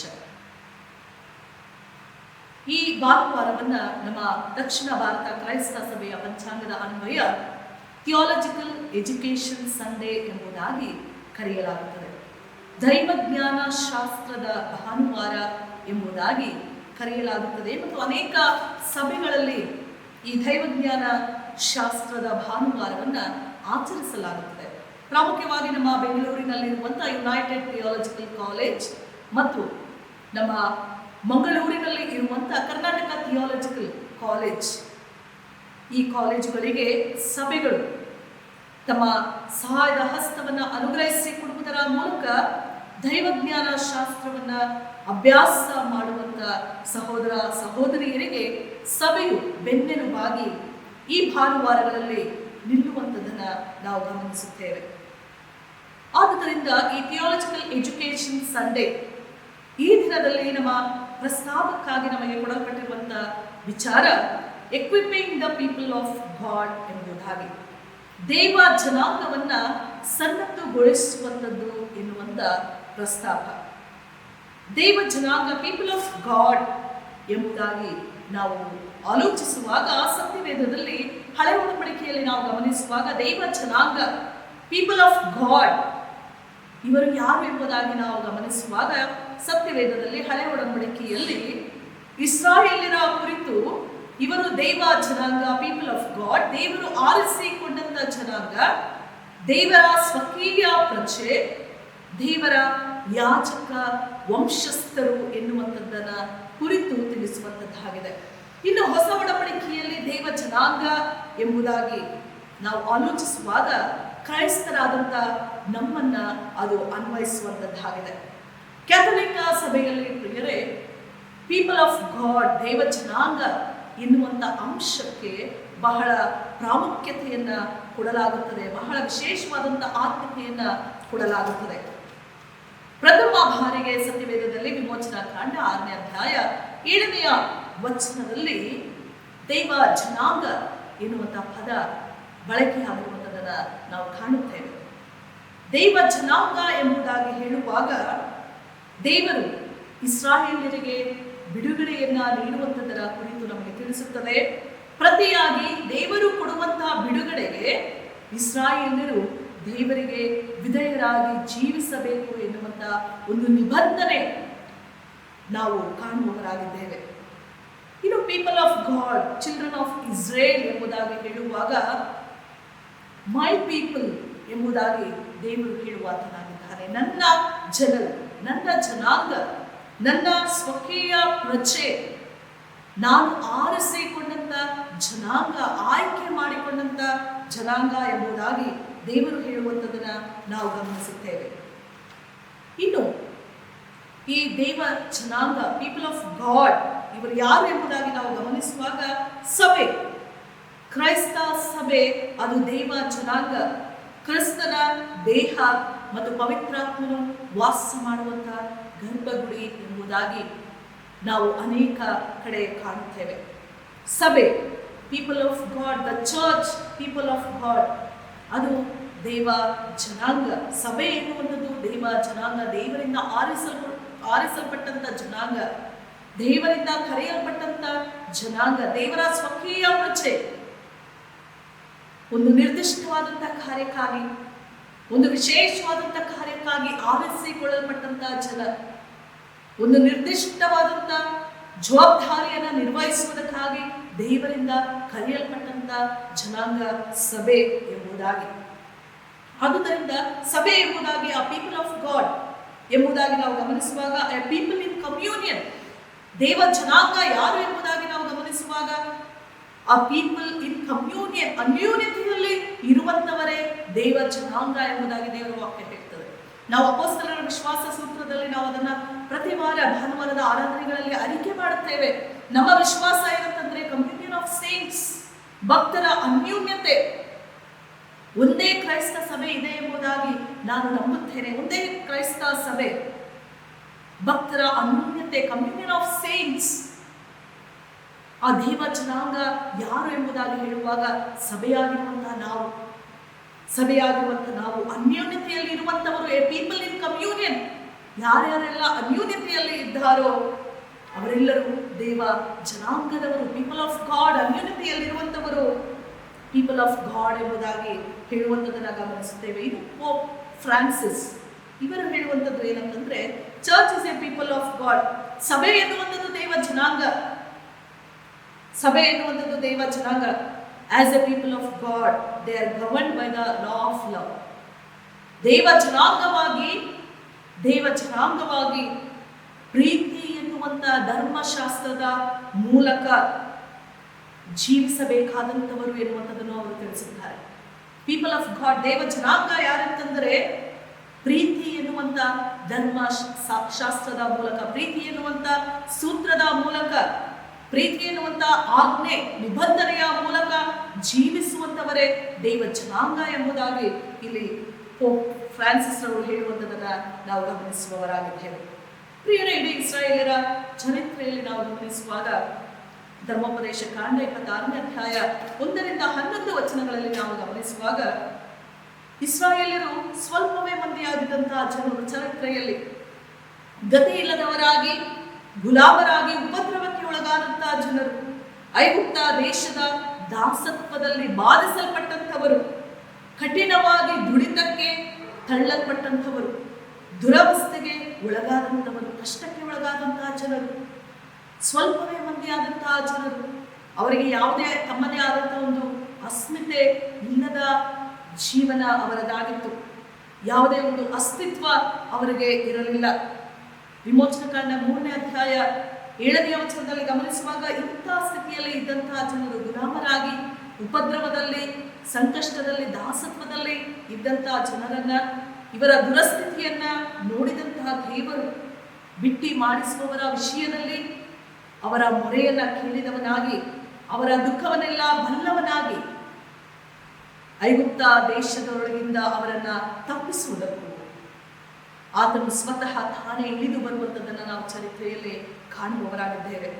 ಅವರ ದುರವಸ್ಥೆಯನ್ನ, ಕಷ್ಟವನ್ನ, ಉಪದ್ರವವನ್ನು ನೋಡಿದಂತಹ ದೇವರು ಐಗುಪ್ತ ದೇಶದ ದಾಸತ್ವದಿಂದ ಇಸ್ರಾಯೇಲರನ್ನ ಆತನು ಬಿಡಿಸುತ್ತಾನೆ. ಅವರಿಗೆ ಬೇಕಾದಂತಹ ಬಿಡುಗಡೆಯನ್ನ, ಅವರಿಗೆ ಬೇಕಾದಂತಹ ವಿಮೋಚನೆಯನ್ನ ಆತನು ಕೊಡುತ್ತಾನೆ. ಬಿಟ್ಟಿ ಮಾಡಿಸುವ ಕೆಲಸದಲ್ಲಿ ಇದ್ದಂಥ ಜನರಿಗೆ ಬಿಡುಗಡೆಯನ್ನ ಕೊಟ್ಟಂತಹ ದೇವರು ಅವರನ್ನ ತನ್ನ ಜನರನ್ನಾಗಿ ಆರಿಸಿಕೊಳ್ಳುತ್ತಾನೆ, ತನ್ನ ಜನರನ್ನಾಗಿ ಅವರನ್ನ ಸ್ವೀಕರಿಸುತ್ತಾನೆ, ಅವರಿಗೆ ಒಂದು ಅಸ್ಮಿತೆಯನ್ನ ಕೊಡುತ್ತಾನೆ, ಅವರಿಗೆ ಒಂದು ಐಡೆಂಟಿಟಿಯನ್ನ ಆತನು ಕೊಡುತ್ತಾನೆ. ಗುಲಾಮರಾಗಿದ್ದಂತಹ ಜನರು, ಉಪದ್ರವದಲ್ಲಿದ್ದಂತಹ ಜನರು, ತುಳಿತಕ್ಕೆ ಒಳಗಾದಂತಹ ಜನರು, ಅವರಿಗೆ ಬಿಡುಗಡೆಯನ್ನ ಕೊಟ್ಟದ್ದು ಮಾತ್ರವಲ್ಲ, ಆ ಜನರಿಗೆ ಒಂದು ಅಸ್ತಿತ್ವವನ್ನ ಕೊಡುವಂಥದ್ದನ್ನು ನಾವು ಗಮನಿಸುತ್ತೇವೆ. ಅವರೊಂದಿಗೆ ಒಂದು ಒಡಂಬಡಿಕೆಯನ್ನ ದೇವರು ಮಾಡಿಕೊಳ್ಳುತ್ತಾನೆ. ನಾನು ನಿಮ್ಮ ದೇವರು, ನೀವು ನನ್ನ ಪ್ರಜೆಗಳು, ನಾನು ನಿಮ್ಮ ತಂದೆ, ನೀವು ನನ್ನ ಮಕ್ಕಳು ಎನ್ನುವಂತ ಒಂದು ಒಡಂಬಡಿಕೆಯನ್ನು ಆತನು ಮಾಡಿಕೊಳ್ಳುತ್ತಾನೆ. People of God, God's own people, ಸ್ವಕೀಯ ಪ್ರಜೆ ಮಾತ್ರವಲ್ಲ, ಆರಿಸಿಕೊಂಡಂತ ಜನಾಂಗ, ಚೂಸನ್ ರೇಸ್. ಈ ರೀತಿಯಾದಂತಹ ಬಿರುದುಗಳನ್ನ ಆ ಜನರಿಗೆ ಆತನು ಕೊಡುವಂಥದ್ದನ್ನ ಗಮನಿಸುತ್ತೇವೆ. ದೇವ ಜನಾಂಗ, ಸ್ವಕೀಯ ಪ್ರಜೆ, ಆರಿಸಿಕೊಂಡಂತಹ ಜನಾಂಗ, people of God, God's own people, chosen race. ಈ ರೀತಿಯಾದಂತಹ ಬಿರುದುಗಳನ್ನ ಅವರಿಗೆ ಕೊಟ್ಟು ತನ್ನೊಂದಿಗೆ ಒಂದು ಒಡಂಬಡಿಕೆಯನ್ನು ಮಾಡಿಕೊಳ್ಳುತ್ತಾನೆ. I am Yahweh your God, ನಾನು ಯೆಹೋವನು, ನಾನು ಯಾಹ್ವೆ ನಿಮ್ಮ ದೇವರು. ಯು ಆರ್ ಮೈ ಪೀಪಲ್, ನೀವು ನನ್ನ ಜನರು, ನೀವು ನನ್ನ ಜನಾಂಗ ಎನ್ನುವಂತ ಒಡಂಬಡಿಕೆಯನ್ನ ಮಾಡಿಕೊಳ್ಳುತ್ತಾನೆ.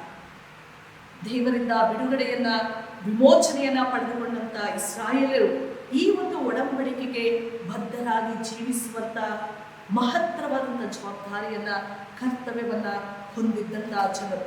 ಇನ್ನು ಆ ಒಡಂಬಡಿಕೆಯನ್ನ ಮಾಡಿಕೊಂಡು ನಾನು ಯೆಹೋವನು ನಿಮ್ಮ ದೇವರು, ನೀವು ನನ್ನ ಪ್ರಜೆ, ನನ್ನ ಜನಾಂಗ ಎನ್ನುವಂಥ ಒಡಂಬಡಿಕೆಯನ್ನ ಆತನು ಮಾಡಿಕೊಳ್ಳುತ್ತಾನೆ. ವಿಮೋಚನಕಾಂಡ 19:5ನೇ ವಚನದಲ್ಲಿ ನಾವು ಗಮನಿಸುವಾಗ, ನೀವು ಎಲ್ಲಾ ಜನಾಂಗಗಳಲ್ಲಿ ಸ್ವಕೀಯ ಜನರು, ನೀವು ನನಗೆ ಯಾಜಕ ರಾಜ್ಯವು, ಪರಿಶುದ್ಧ ಜನವು ಆಗಿರುವಿರಿ.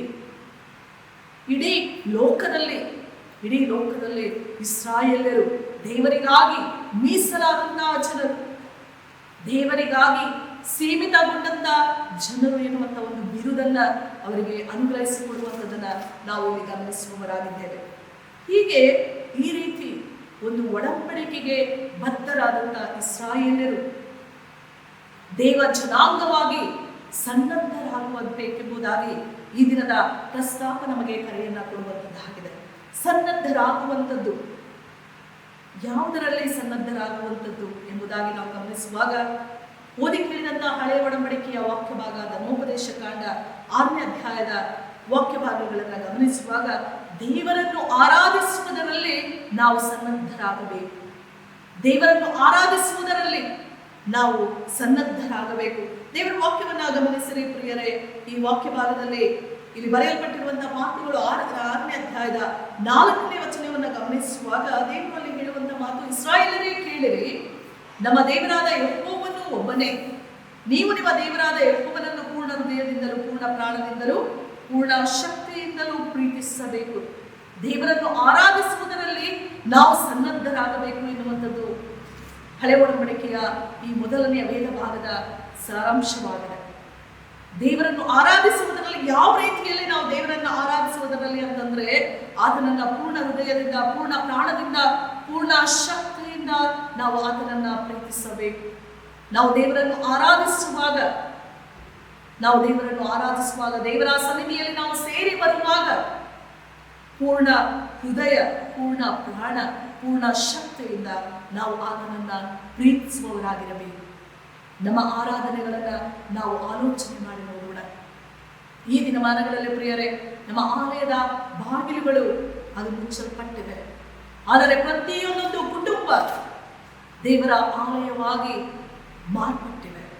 ಪ್ರತಿಯೊಂದೊಂದು ಕುಟುಂಬ ದೇವರ ಆರಾಧನೆಯನ್ನ ಮಾಧ್ಯಮಗಳ ಮೂಲಕ ನೋಡುವುದರಲ್ಲಿ, ವೀಕ್ಷಿಸುವುದರಲ್ಲಿ, ದೇವರನ್ನ ಆರಾಧಿಸುವುದರಲ್ಲಿ ಪ್ರತಿಯೊಂದೊಂದು ಕುಟುಂಬ ಈ ದಿನಮಾನಗಳಲ್ಲಿ ಸನ್ನದ್ಧಗೊಂಡಿರುವಂಥದ್ದನ್ನ ನಾವು ಕಾಣುವವರಾಗಿದ್ದೇವೆ. ಮುಂದುವರೆದ ವಾಕ್ಯ ಭಾಗದಲ್ಲಿ ನಾವು ಗಮನಿಸುತ್ತೇವೆ. 6ನೇ ಅಧ್ಯಾಯದ 6ನೇ ವಚನ ನೋಡ್ರಿ, ನಾನು ಈಗ ನಿಮಗೆ ತಿಳಿಸುವ ಮಾತುಗಳು ನಿಮ್ಮ ಹೃದಯದಲ್ಲಿ ಇರಬೇಕು. ಯಾವ ರೀತಿಯಲ್ಲಿ ನಾವು ಸನ್ನದ್ಧರಾಗುವುದು ದೇವರನ್ನು ಆರಾಧಿಸುವುದರಲ್ಲಿ ಎಂಬುದಾಗಿ ಹೇಳುವಾಗ, ದೇವರ ಸಾನ್ನಿಧ್ಯಕ್ಕೆ ಬರುವಾಗಲೆಲ್ಲ ದೇವರು ನಮ್ಮ ಜೀವನದಲ್ಲಿ ಮಾಡಿದ ಕಾರ್ಯಗಳನ್ನ ಯಾವಾಗಲೂ ನಾವು ನಮ್ಮ ಹೃದಯದಲ್ಲಿ ಇಟ್ಟುಕೊಳ್ಳಬೇಕು.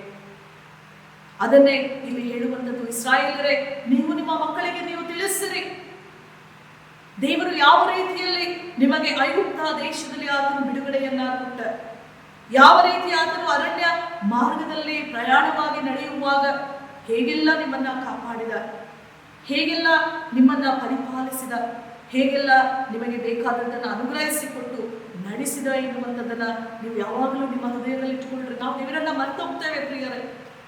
ಅನೇಕ ಹೊತ್ತು ನಮ್ಮ ಜೀವನದಲ್ಲಿ ನಾವು ಮರ್ತೋಗ್ತೇವೆ. ನಮ್ಮ ಹಿಂದಿನ ದಿನಮಾನಗಳಲ್ಲಿ, ನಮ್ಮ ಹಿಂದಿನ ಜೀವನದಲ್ಲಿ ದೇವರು ಹೇಗೆಲ್ಲ ನಮ್ಮನ್ನ ನಡೆಸುತ್ತಾ ಬಂದ, ನಮ್ಮ ಸಂಕಷ್ಟಗಳಲ್ಲಿ, ನಮ್ಮ ಸಮಸ್ಯೆಗಳಲ್ಲಿ, ನಮ್ಮ ನೋವುಗಳಲ್ಲಿ, ನಮ್ಮ ರೋಗಗಳಲ್ಲಿ, ನಮ್ಮ ಬಲಹೀನತೆಗಳಲ್ಲಿ, ನಮ್ಮ ಅಶಕ್ತತೆಯಲ್ಲಿ, ನಮ್ಮ ಜೀವನದಲ್ಲಿ ನಾವು ಎದುರಿಸಿದಂತಹ ಸಂದಿಗ್ಧ ಪರಿಸ್ಥಿತಿಯಲ್ಲಿ ಹೇಗೆಲ್ಲ ದೇವರು ನಮ್ಮ ಜೀವನವನ್ನ ನಡೆಸುತ್ತಾ ಬಂದ ಎನ್ನುವುದನ್ನ ನಾವು ಮರೆತು ಹೋಗ್ತೇವೆ. ಈ ದಿನಮಾನಗಳಲ್ಲಿ ಪ್ರಿಯರೇ, ಈ ದಿನಮಾನಗಳಲ್ಲಿ ದೇವರನ್ನ ಬಿಟ್ಟರೆ ನಮಗೆ ಬೇರೆ ಗತಿ ಇಲ್ಲ ಎನ್ನುವಂತಹ ಪರಿಸ್ಥಿತಿ ಉದ್ಭವವಾಗಿದೆ. ಕರೋನಾ ವೈರಸ್ ಎನ್ನುವಂತಹ ಈ ಮಾರಕ ರೋಗ, ಈ ಒಂದು ಸೋಂಕು ಅತಿ ವೇಗವಾಗಿ ಯಾರನ್ನೂ ಬಿಡದೆ ಹರಡುತ್ತಿರುವಂಥದ್ದನ್ನ ನಾವು ಕಾಣುತ್ತಿದ್ದೇವೆ. ಆದಾಗ್ಯೂ ಇನ್ನೂ ನಾವು ಜೀವಂತವಾಗಿದ್ದೇವೆ, ಇನ್ನೂ ನಾವು ಸುರಕ್ಷಿತವಾಗಿದ್ದೇವೆ, ಇನ್ನೂ ನಾವು ಆರೋಗ್ಯವಾಗಿದ್ದೇವೆ ಎಂಬುದಾಗಿ ಹೇಳುವುದಾದರೆ ಅದು ದೇವರ ಕೃಪೆ. ಅದು ದೇವರ ಕೃಪೆ, ದೇವರ ಭದ್ರತೆ ನಮ್ಮ ಸುತ್ತಲೂ ಇದೆ. ದೇವರು ನಮ್ಮ ಮೇಲೆ ಪ್ರೀತಿಯನ್ನ ಇಟ್ಟಿದ್ದಾನೆ, ದೇವರು ನಮ್ಮನ್ನು ಇನ್ನೂ ಕಾಪಾಡುತ್ತಿದ್ದಾನೆ ಎನ್ನುವಂಥದ್ದಕ್ಕೆ ಅದು ಗುರುತಾಗಿದೆ. ದೇವರು ನಮ್ಮ ಜೀವನದಲ್ಲಿ ಮಾಡಿದಂಥ ಕಾರ್ಯಗಳನ್ನ ನಾವು ಎಂದಿಗೂ ಮರೆತು ಹೋಗಬಾರದು, ಯಾವಾಗಲೂ ನಮ್ಮ ಹೃದಯದಲ್ಲಿ ಇಟ್ಟುಕೊಳ್ಳಬೇಕು. ಅದನ್ನೇ ಇಲ್ಲಿ ಇಸ್ರಾಯೇಲರೇ, ನೀವು ನಿಮ್ಮ ಮಕ್ಕಳಿಗೆ ಹೇಳಿರಿ, ನಾನು ತಿಳಿಸುವಂತ ಈ ಮಾತುಗಳನ್ನ ನಿಮ್ಮ ಹೃದಯದಲ್ಲಿ ನೀವು ಇರಿಸಿರಿ. ಏನಂತಂದ್ರೆ, ಇವುಗಳನ್ನ ನಿಮ್ಮ ಮಕ್ಕಳಿಗೆ ಅಭ್ಯಾಸ ಮಾಡಿಸಿರಿ. ಮನೆಯಲ್ಲಿ ಕೂತಿರುವಾಗಲೂ, ದಾರಿ ನಡೆಯುವಾಗಲೂ, ಮಲಗುವಾಗಲೂ, ಏಳುವಾಗಲೂ ಇವುಗಳ ವಿಷಯದಲ್ಲಿ ಮಾತನಾಡಬೇಕು. ಇವುಗಳನ್ನು ಅಭ್ಯಾಸ ಮಾಡ್ರಿ.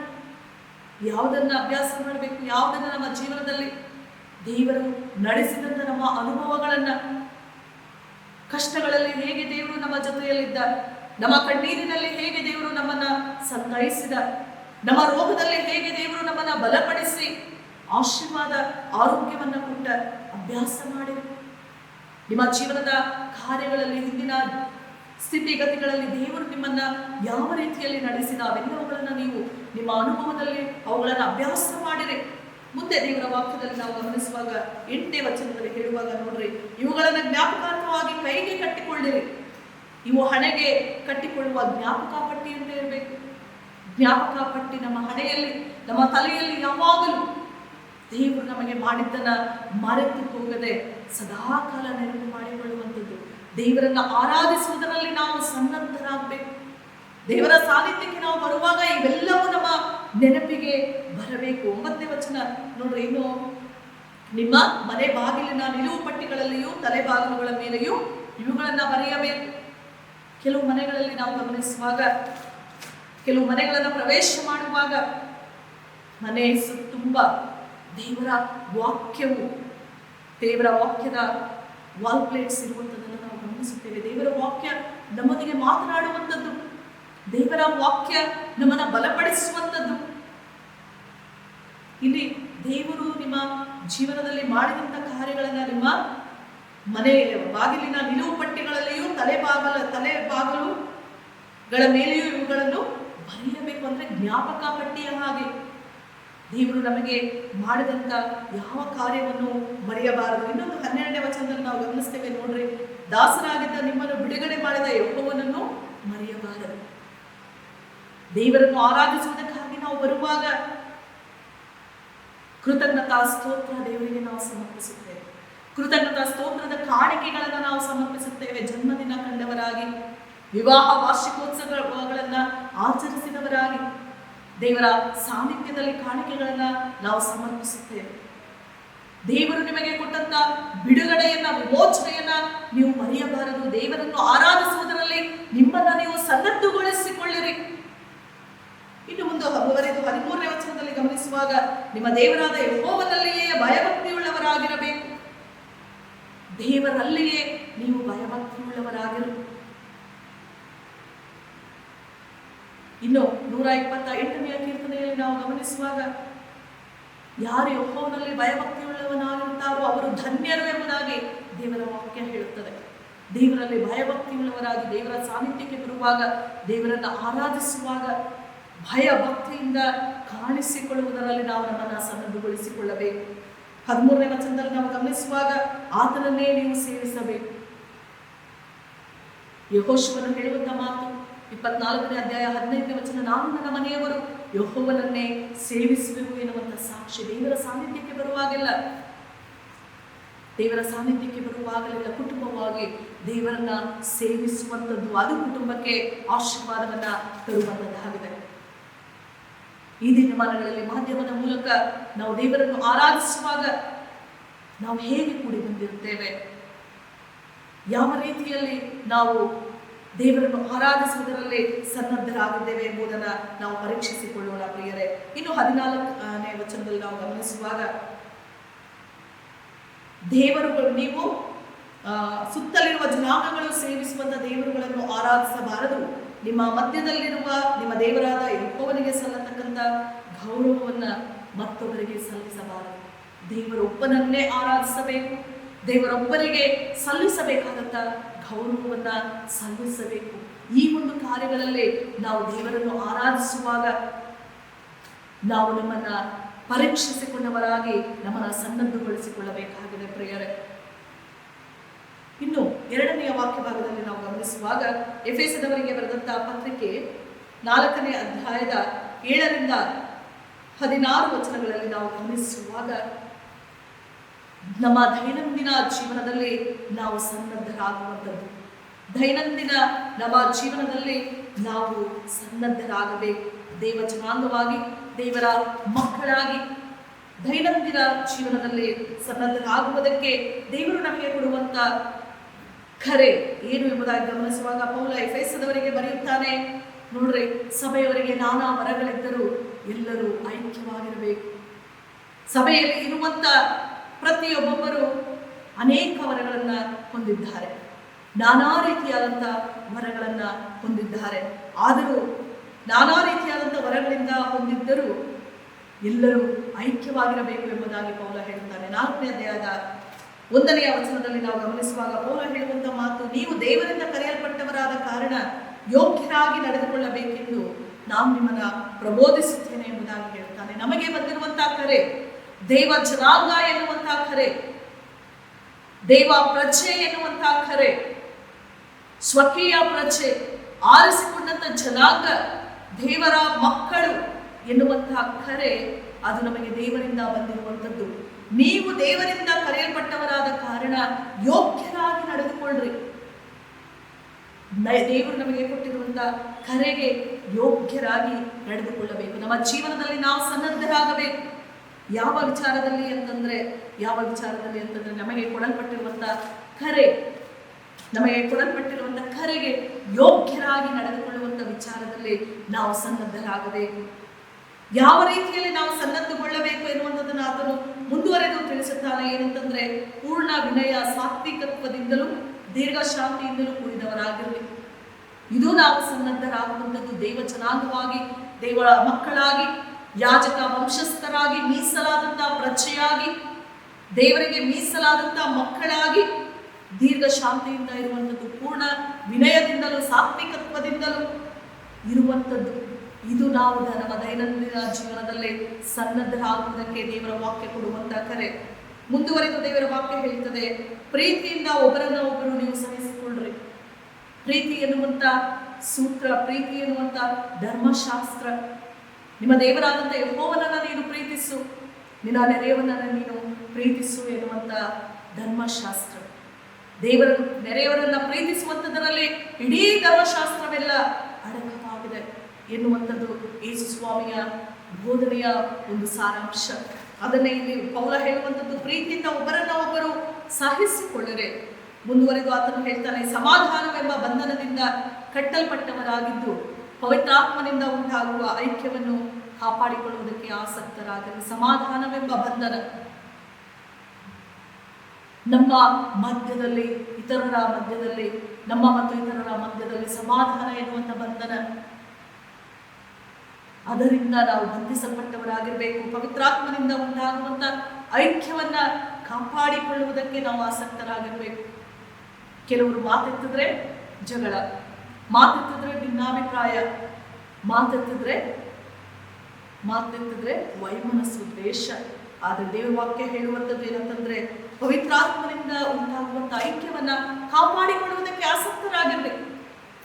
ಐಕ್ಯತೆ ಎನ್ನುವಂಥದ್ದು, ಸಮಾಧಾನ ಎನ್ನುವಂಥದ್ದು, ಪ್ರೀತಿ ಎನ್ನುವಂಥದ್ದು ನಮ್ಮ ಜೀವನದಲ್ಲಿ ಅದು ಉದ್ಭವವಾಗಬೇಕಾದರೆ ಅವು ಪವಿತ್ರಾತ್ಮನಿಂದ ಪ್ರೇರೇಪಿಸಲ್ಪಡುವಂಥ ಕಾರ್ಯಗಳು, ಪವಿತ್ರಾತ್ಮನಿಂದ ಉಂಟಾಗುವಂಥ ಕಾರ್ಯಗಳು. ನೀವು ಈ ರೀತಿಯಾಗಿ ನಿಮ್ಮ ದೈನಂದಿನ ಜೀವನದಲ್ಲಿ ಸನ್ನದ್ಧಗೊಳ್ಳರೆ, ದೇವ ಜನಾಂಗದವರಾಗಿ ಪ್ರೀತಿಯಿಂದ ಸಮಾಧಾನದಿಂದ ನೀವು ಇರ್ರಿ ಎಂಬುದಾಗಿ ಹೇಳುವಂಥ ಪೌಲ ಯಾತಕ್ಕಾಗಿ ನಮ್ಮ ದೈನಂದಿನ ಜೀವನದಲ್ಲಿ ನಾವು ಸನ್ನದ್ಧರಾಗಬೇಕು, ಯಾತಕ್ಕಾಗಿ ನಾವು ಪ್ರೀತಿಯಿಂದ ಬಂಧಿಸಲ್ಪಡಬೇಕು, ಯಾತಕ್ಕಾಗಿ ನಾವು ಒಬ್ಬರನ್ನೊಬ್ಬರು ಸಹಿಸಿಕೊಳ್ಳಬೇಕು, ಯಾತಕ್ಕಾಗಿ ನಾವು ಐಕ್ಯಮತ್ತೆಯಿಂದ ಇರಬೇಕು ಎನ್ನುವಂಥದ್ದನ್ನು ಆತನು ತಿಳಿಸುತ್ತಾನೆ. ಆತನು ಹೇಳುವಂಥ ಮಾತು 4ನೇ ವಚನ, ನೀವೆಲ್ಲರೂ ಒಂದೇ ದೇಹಕ್ಕೆ ಸೇರಿದವರು, ಒಬ್ಬನೇ ಆತ್ಮನನ್ನು ಹೊಂದಿದವರು, ಒಂದೇ ಪದವಿಯನ್ನು ನಿರೀಕ್ಷಿಸುವುದಕ್ಕೆ ಕರೆಯಲ್ಪಟ್ಟಂತವರು. ನಿಮ್ಮೆಲ್ಲರಿಗೂ ಕರ್ತನು ಒಬ್ಬನೇ, ಭರವಸೆಗೂ ಒಂದೇ, ಸ್ನಾನದೀಕ್ಷೆ ಒಂದೇ, ಎಲ್ಲರಿಗೂ ತಂದೆಯಾಗಿರುವ ದೇವರು ಒಬ್ಬನೇ. ಆತನು ಎಲ್ಲರ ಮೇಲಿರುವವನು, ಎಲ್ಲರ ಮುಖಾಂತರ ಕಾರ್ಯ ನಡೆಸುವವನು, ಎಲ್ಲರಲ್ಲಿ ವಾಸಿಸುವವನು ಆಗಿದ್ದಾನೆ ಎಂಬುದಾಗಿ ಆತನು ತಿಳಿಸುವಾತನಾಗಿದ್ದಾನೆ. ನಮ್ಮ ದೈನಂದಿನ ಜೀವನದಲ್ಲಿ ನಾವು ಸನ್ನದ್ಧರಾಗಬೇಕಾದದ್ದು ಯಾಕೆಂತಂದರೆ, ನಮ್ಮೆಲ್ಲರಿಗೂ ತಂದೆಯಾಗಿರುವ ಆತನು ಒಬ್ಬನೇ. ನಾವು ನಮ್ಮ ದೈನಂದಿನ ಜೀವನದಲ್ಲಿ ಒಬ್ಬರ ಸಂಗಡ ಒಬ್ಬರು ಪ್ರೀತಿಯಿಂದ, ಸಮಾಧಾನದಿಂದ, ಸಹಿಸಿಕೊಂಡು ದೀರ್ಘ ಶಾಂತಿಯಿಂದ ಯಾತಕ್ಕಾಗಿ ನಾವು ಜೀವಿಸಬೇಕು ಎಂಬುದಾಗಿ ನಾವು ಗಮನಿಸುವುದಾದರೆ, ನಮ್ಮೆಲ್ಲರಿಗೂ ಸ್ನಾನದೀಕ್ಷೆ ಒಂದೇ, ನಮ್ಮೆಲ್ಲರಿಗೂ ಇರುವಂತಹ ಭರವಸೆ ಒಂದೇ, ನಮ್ಮೆಲ್ಲರಿಗೂ ತಂದೆಯಾಗಿರುವ ಆತನು ಒಬ್ಬನೇ ಆಗಿದ್ದಾನೆ. ಆದುದರಿಂದ ಪ್ರಿಯರೇ, ನಾವು ನಮ್ಮ ಜೀವನದಲ್ಲಿ ದೇವ ಜನಾಂಗವಾಗಿ, ದೇವ ಮಕ್ಕಳಾಗಿ ನಾವು ಸನ್ನದ್ಧರಾಗುವಂಥದ್ದು ಬಹಳ ಅವಶ್ಯವಾಗಿದೆ. ಇನ್ನು 3ನೆಯ ವಾಕ್ಯಭಾಗದ ಕಡೆಗೆ ನಾವು ನಮ್ಮ ಸತ್ಯವೇದಗಳನ್ನು ತಿರುಗಿಸುವುದಾದರೆ, ಮತ್ತಾಯನು ಬರೆದ ಸುವಾರ್ತೆ 7ನೇ ಅಧ್ಯಾಯದ 24ರಿಂದ 27 ವಚನ ಬಹಳ ಬಹಳ ಚಿರಪರಿಚಿತವಾಗಿರುವಂತಹ ವಾಕ್ಯ ಭಾಗ. ಭಾನುವಾರ ಶಾಲಾ ಮಕ್ಕಳು ಸುಂದರವಾದಂತಹ ಹಾಡನ್ನು ಹಾಡ್ತಾರೆ. ಆ ಜಾಣ ಬಂಡೆ ಮೇಲೆ ಮನೆ ಕಟ್ಟಿದ ಎಂಬುದಾಗಿ ಭಾನುವಾರ ಶಾಲೆಯಲ್ಲಿ ತುಂಬಾ ಸುಂದರವಾಗಿ ಹಾಡನ್ನು ಹಾಡುವಂಥದ್ದನ್ನು ನಾವು ಗಮನಿಸುತ್ತೇವೆ. ಸನ್ನದ್ಧರಾಗುವಂಥದ್ದು 2 ಕಾರ್ಯಗಳಲ್ಲಿ, ದೇವ ಜನಾಂಗವಾಗಿ, ದೇವ ಮಕ್ಕಳಾಗಿ, ದೇವ ಪ್ರಜೆಯಾಗಿ, ಆ 2 ಕಾರ್ಯಗಳಲ್ಲಿ, ದೇವರನ್ನು ಆರಾಧಿಸುವುದರಲ್ಲಿ ಮತ್ತು ನಮ್ಮ ದೈನಂದಿನ ಜೀವನದಲ್ಲಿ ನಾವು ಸನ್ನದ್ಧರಾಗಬೇಕು. 3ನೇ ವಾಕ್ಯ ಭಾಗ ನಮಗೆ ತಿಳಿಸುವಂಥದ್ದು ಏನಂತಂದ್ರೆ, ನಾವು ಸನ್ನದ್ಧರಾಗುವಾಗ ಬುದ್ಧಿವಂತರಾಗಿ ಸನ್ನದ್ಧರಾಗಿ, ಬುದ್ಧಿವಂತಿಕೆಯಿಂದ ನಾವು ಸನ್ನದ್ಧರಾಗುವಂಥದ್ದು. ಅದನ್ನೇ ಇಲ್ಲಿ ಯೇಸು ಸ್ವಾಮಿ ನೋಡ್ರಿ ಒಂದು ಸಣ್ಣ ಉದಾಹರಣೆಯನ್ನು ಕೊಡುತ್ತಾ ಆತನು ಹೇಳ್ತಾನೆ, ನನ್ನ ಮಾತುಗಳನ್ನು ಕೇಳಿ ಅವುಗಳಂತೆ ನಡೆಯುವವನು ಬಂಡೆಯ ಮೇಲೆ ಮನೆಯನ್ನು ಕಟ್ಟಿಕೊಂಡ ಬುದ್ಧಿಯುಳ್ಳ ಮನುಷ್ಯನನ್ನು ಹೋಲುತ್ತಾನೆ. ದೇವರ ಮಾತುಗಳನ್ನ ಕೇಳಿ, ದೇವರ ವಾಕ್ಯವನ್ನ ಕೇಳಿ ಅದರಂತೆ ನಡೆಯುವವನು ಬುದ್ಧಿಯುಳ್ಳ ಮನುಷ್ಯ. ಯಾವ ರೀತಿಯಲ್ಲಿ ಎಂಬುದಾಗಿ ಅದನ್ನು ನಾವು ಗಮನಿಸುವಾಗ ಆತನು ಹೇಳುವಂತ ಮಾತು ನೋಡ್ರಿ, ಕಟ್ಟಿದ ಮೇಲೆ ಮಳೆ ಸುರಿಯಿತು, ಹಳ್ಳಗಳು ಬಂದವು, 4 ಕಡೆಯಿಂದ ಗಾಳಿ ಬೀಸಿ ಆ ಮನೆಗೆ ಬಡಿಯಿತು. ಬುದ್ಧಿಯುಳ್ಳ ಮನುಷ್ಯ ಆತನು ಮನೆಯನ್ನ ಕಟ್ಟುತ್ತಾನೆ. ಆ ಮನೆಯನ್ನ ಕಟ್ಟುವಾಗ ಮಳೆ ಸುರಿಯುತ್ತದೆ, 4 ಕಡೆಗಳಿಂದ ಗಾಳಿ ಬೀಸುತ್ತದೆ, ಅದರ ಅಸ್ಥಿವಾರ ಬಂಡೆಯ ಮೇಲಿದ್ದುದರಿಂದ ಅದು ಬೀಳದೆ ಉಳಿಯುವಂಥದ್ದನ್ನು ನಾವು ಗಮನಿಸುತ್ತೇವೆ. ಇನ್ನು 25ನೆಯ ಮುಂದುವರೆದ ವಾಕ್ಯ ಭಾಗಗಳನ್ನು ನಾವು ಗಮನಿಸುವಾಗ, ಬುದ್ಧಿಹೀನ ಮನುಷ್ಯ ಹುಸುವಿನ ಮೇಲೆ ಮನೆ ಕಟ್ಟುವಂಥದ್ದನ್ನು ನಾವು ಗಮನಿಸುತ್ತೇವೆ. 4 ಕಡೆಯಿಂದ ಗಾಳಿ ಬೀಸುತ್ತದೆ, ಆ ಮನೆಗೆ ಹೊಡೆಯುತ್ತದೆ, ಆ ಮನೆ ಕಡಕೊಂಡು ಬೀಳುವಂಥದ್ದನ್ನು ನಾವು ಕಾಣುವವರಾಗಿದ್ದೇವೆ. ಸನ್ನದ್ಧರಾಗಬೇಕಾದರೆ ನಾವು ಯಾವ ರೀತಿಯಲ್ಲಿ ಅಂತಂದರೆ, ದೇವರ ವಾಕ್ಯವನ್ನ ಕೇಳಿ ಅದರಂತೆ ನಡೆಯುವಾಗ ನಾವು ಬುದ್ಧಿವಂತರಾಗಿ ಸನ್ನದ್ಧರಾಗುತ್ತೇವೆ. ದೇವರ ವಾಕ್ಯವನ್ನ ಪ್ರತಿವಾರ ಕೇಳ್ತೇವೆ, ಪ್ರತಿವಾರ ಧ್ಯಾನ ಮಾಡ್ತೇವೆ, ಪ್ರತಿದಿನ ದೇವರ ವಾಕ್ಯಗಳನ್ನು ಓದ್ತೇವೆ. ಆದರೆ ಓದಿ ಅದರಂತೆ ನಾವು ನಡೆಯದೆ ಹೋದರೆ ಅದು ವ್ಯರ್ಥ. ನಾವು ಮಾಡುವಂಥ ಧ್ಯಾನ ವ್ಯರ್ಥವಾಗ್ತದೆ, ನಾವು ಮಾಡುವಂಥ ಆರಾಧನೆ ವ್ಯರ್ಥವಾಗ್ತದೆ, ಅರ್ಥಹೀನವಾಗ್ತದೆ. ಆದುದರಿಂದ ಯೇಸು ಸ್ವಾಮಿ ಹೇಳುವಂಥ ಮಾತು, ನನ್ನ ಮಾತುಗಳನ್ನು ಕೇಳಿ ಅವುಗಳಂತೆ ನಡೆಯುವವನು ಬಂಡೆಯ ಮೇಲೆ ಮನೆಯನ್ನು ಕಟ್ಟಿಕೊಂಡ ಬುದ್ಧಿಯುಳ್ಳ ಮನುಷ್ಯನನ್ನು ಹೋಲುವನು ಎಂಬುದಾಗಿ ಯೇಸು ಸ್ವಾಮಿಯು ಹೇಳುವಾತನಾಗಿದ್ದಾನೆ. ಆದುದರಿಂದ ದೇವರನ್ನ ಆರಾಧಿಸಲು ದೇವ ಜನಾಂಗವಾಗಿ ನೀವು ಸನ್ನದ್ಧರಾಗುವಾಗ ಬುದ್ಧಿವಂತರಾಗಿ ಸನ್ನದ್ಧರಾಗಿ. ಯಾಕೆಂದ್ರೆ ದೇವರು ಎಲ್ಲವನ್ನ ಗಮನಿಸುವಾತನಾಗಿದ್ದಾನೆ, ದೇವರು ಎಲ್ಲವನ್ನ ನೋಡುವಾತನಾಗಿದ್ದಾನೆ. ನಮ್ಮ ಹೃದಯದ ಆಲೋಚನೆ, ನಮ್ಮ ಚಿಂತನೆ ಎಲ್ಲವನ್ನ ಗ್ರಹಿಸಿಕೊಳ್ಳಲು ಶಕ್ತನಾಗಿದ್ದಾನೆ. ನಾವು ಯಾವ ಆಲೋಚನೆಯಲ್ಲಿ ದೇವರನ್ನ ಆರಾಧಿಸುವುದಕ್ಕಾಗಿ ಕುಳಿತುಕೊಳ್ಳುತ್ತೇವೆ, ನಾವು ಯಾವ ಆಲೋಚನೆಯಲ್ಲಿ, ನಾವು ಯಾವ ಚಿಂತನೆಯಲ್ಲಿ ದೇವರ ಸನ್ನಿಧಿಯಲ್ಲಿ ಕಾಣಿಸಿಕೊಳ್ಳುತ್ತೇವೆ ಎನ್ನುವಂಥದ್ದನ್ನ ಎಲ್ಲವನ್ನ ಗ್ರಹಿಸಿಕೊಳ್ಳಲು ಶಕ್ತನಾದಂತಹ ದೇವರು ಆತನಾಗಿದ್ದಾನೆ. ಆದುದರಿಂದ ದೇವರನ್ನು ಆರಾಧಿಸಲು ನೀವು ಸನ್ನದ್ಧರಾಗುವಾಗ ಬುದ್ಧಿವಂತರಾಗಿ ಸನ್ನದ್ಧರಾಗಿರ್ರಿ, ನಿಮ್ಮನ್ನು ಸಿದ್ಧಪಡಿಸಿಕೊಳ್ಳ್ರಿ. ನಿಮ್ಮ ದೈನಂದಿನ ಜೀವನದಲ್ಲಿ ನೀವು ಸನ್ನದ್ಧರಾಗುವಾಗ ಬುದ್ಧಿವಂತರಾಗಿ ನೀವು ಸನ್ನದ್ಧರಾಗಿರ್ರಿ. ಯಾಕಂತಂದ್ರೆ ದೇವರನ್ನು ಪ್ರೀತಿಸುವ ಪ್ರತಿಯೊಬ್ಬರು ದೇವ ಜನಾಂಗ, ದೇವರನ್ನು ಆರಾಧಿಸುವುದರಲ್ಲಿ ನಾವು ಸನ್ನದ್ಧರಾಗುವುದಕ್ಕೆ ದೇವರ ವಾಕ್ಯ ನಮಗೆ ಕರೆಯನ್ನ ಕೊಡುವಂಥದ್ದಾಗಿದೆ. ಮಾತ್ರವಲ್ಲ, ನಮ್ಮ ದೈನಂದಿನ ಜೀವನದಲ್ಲಿಯೂ ನಾವು ಸನ್ನದ್ಧರಾಗಿ ಬುದ್ಧಿವಂತರಾಗಿ ಈ ಲೋಕದಲ್ಲಿ ನಾವು ಜೀವಿಸುವುದಕ್ಕೆ ನಮಗೆ ಕರೆಯನ್ನ ಕೊಡುವಂಥದ್ದಾಗಿದೆ. ಕರ್ತನಲ್ಲಿ ಪ್ರೀತಿಯುಳ್ಳ ದೇವಜನರ ಈ ವಾಕ್ಯಗಳ ಅಡಿಧಾವರಿಯಲ್ಲಿ ನಮ್ಮ ಜೀವಿತಗಳನ್ನು ನಾವು ಪರಿಶೋಧಿಸಿಕೊಳ್ಳೋಣ. ಇತ್ತೀಚಿನ ದಿನಗಳಲ್ಲಿ ನಮ್ಮ ಸುತ್ತಲೂ ನಡೆಯುತ್ತಿರುವಂತಹ ಸಂಗತಿಗಳನ್ನು ನಮ್ಮ ಗಮನಕ್ಕೆ ತಂದುಕೊಳ್ಳೋಣ. ಅನೇಕ ಜನರ ಜೀವನ ಅಸ್ತವ್ಯಸ್ತಗೊಂಡಿದೆ, ಅನೇಕ ಜನರ ಜೀವನ ಚಿಂತಾಜನಕವಾಗಿದೆ, ಅನೇಕ ಜನರು ಸಂಕಷ್ಟಕ್ಕೆ ಒಳಗಾಗಿದ್ದಾರೆ, ಅನೇಕ ಜನರು ಆಸ್ಪತ್ರೆಗಳಲ್ಲಿ ಚಿಕಿತ್ಸೆಗಳನ್ನು ಪಡೆಯುತ್ತಿದ್ದಾರೆ, ಅನೇಕ ಜನರು ನಡು ರಸ್ತೆಗಳಲ್ಲಿ ತಮ್ಮ ಜೀವಗಳನ್ನು ಕಳೆದುಕೊಳ್ಳುತ್ತಿದ್ದಾರೆ.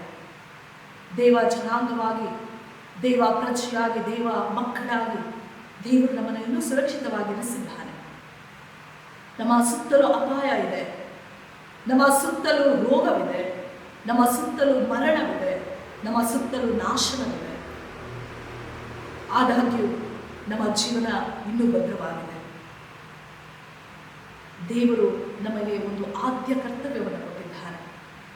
ಆತನನ್ನೇ ನಾವು ಆರಾಧಿಸಬೇಕು, ಆತನನ್ನೇ ನಾವು ಸೇವಿಸಬೇಕು, ಆತನನ್ನೇ ಪ್ರೀತಿಸಬೇಕು, ಆತನನ್ನೇ ನಾವು ಗೌರವಿಸಬೇಕು.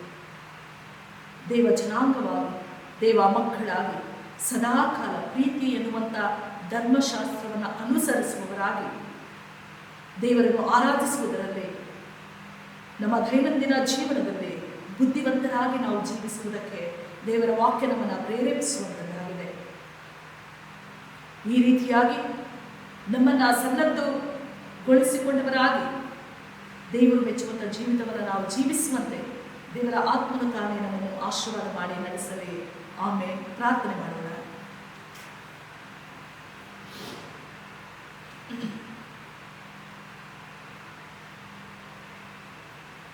ಸ್ವಾಮಿ, ನಿನ್ನ ವಾಕ್ಯಗಳ ಮೂಲಕ ನಾವು ಏನಾಗಬೇಕು, ಎಂಥವರಾಗಬೇಕು, ಹೇಗೆ ಜೀವಿಸಬೇಕು ಎನ್ನುವಂಥದ್ದನ್ನು ಕಲಿಸಿಕೊಟ್ಟಿದ್ದೇವೆ.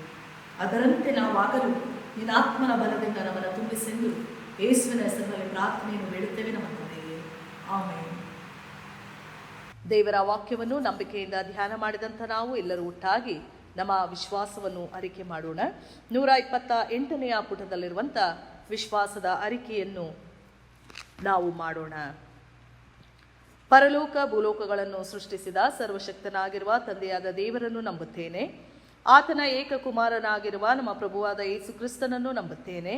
ಈತನು ಪರಿಶುದ್ಧಾತ್ಮನಿಂದ ಕನ್ಯಾಮರಿಯಳ ಗರ್ಭದಲ್ಲಿ ಧರಿಸಲ್ಪಟ್ಟು ಆಕೆಯಲ್ಲಿ ಹುಟ್ಟಿ ಪೋಂತಿ ಪಿಲಾತನ ಆಧಿಪತ್ಯದಲ್ಲಿ ಶ್ರಮೆ ಹೊಂದಿ ಶಿಲುಬೆಗೆ ಚಡಿಯಲ್ಪಟ್ಟು ಸತ್ತು ಹೂಣಲ್ಪಟ್ಟು ಪಾತಾಳಕ್ಕೆ ಇಳಿದು 3ನೇ ದಿವಸದಲ್ಲಿ ಸತ್ತವರೊಳಗಿಂದ ಎದ್ದು ಪರಲೋಕಕ್ಕೆ ಏರಿ ಹೋಗಿ ಸರ್ವಶಕ್ತನಾಗಿರುವ ತಂದೆಯಾದ ದೇವರ ಬಲಪಾರ್ಶ್ವದಲ್ಲಿ ಕುಳಿತುಕೊಂಡಿರುತ್ತಾನೆ. ಈತನು ಅಲ್ಲಿಂದ ಬಂದು ಬದುಕಿರುವವರಿಗೂ ಸತ್ತವರಿಗೂ ನ್ಯಾಯ ತೀರಿಸುವನು ಎಂಬುದನ್ನು ನಂಬುತ್ತೇನೆ. ನಾನು ಪರಿಶುದ್ಧಾತ್ಮನನ್ನು ನಂಬುತ್ತೇನೆ. ಒಂದೇ ಪರಿಶುದ್ಧ ಕ್ರೈಸ್ತ ಸಭೆಯು, ಭಕ್ತರ ಅನ್ಯೂನ್ಯತೆಯು, ಪಾಪದ ಪರಿಹಾರವು, ದೇಹದ ಪುನರುತ್ಥಾನವು, ನಿತ್ಯ ಜೀವವು ಉಂಟೆಂಬುದನ್ನು ನಂಬುತ್ತೇನೆ. ಆಮೇನ್. ನಮ್ಮ ಕಾಣಿಕೆಗಳನ್ನು ನಾವು ದೇವರಿಗೆ ಸಮರ್ಪಿಸುವ ಹಾಗೆ 97ನೆಯ ಸಂಕೀರ್ತನೆಯನ್ನು ಹಾಡೋಣ. 97ನೆಯ ಸಂಕೀರ್ತನೆ. ಮಾನವರನ್ನು ಬೋಧಿಸೆ ದೈವ ಜ್ಞಾನದ ವೇದವಿದು.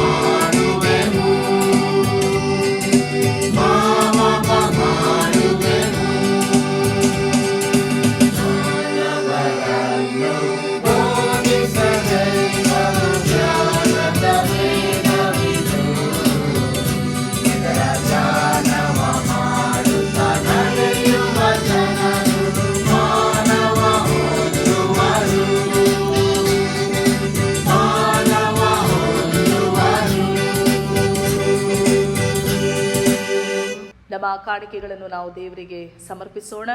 ನನ್ನನ್ನು ಯೇಸುವೆ ಸ್ನೇಹಿಸಿದ್ದಿ, ನಾನೇನು ನಿನಗೆ ಸಲ್ಲಿಸಲಿ ಹಾಡನ್ನು ಹಾಡೋಣ.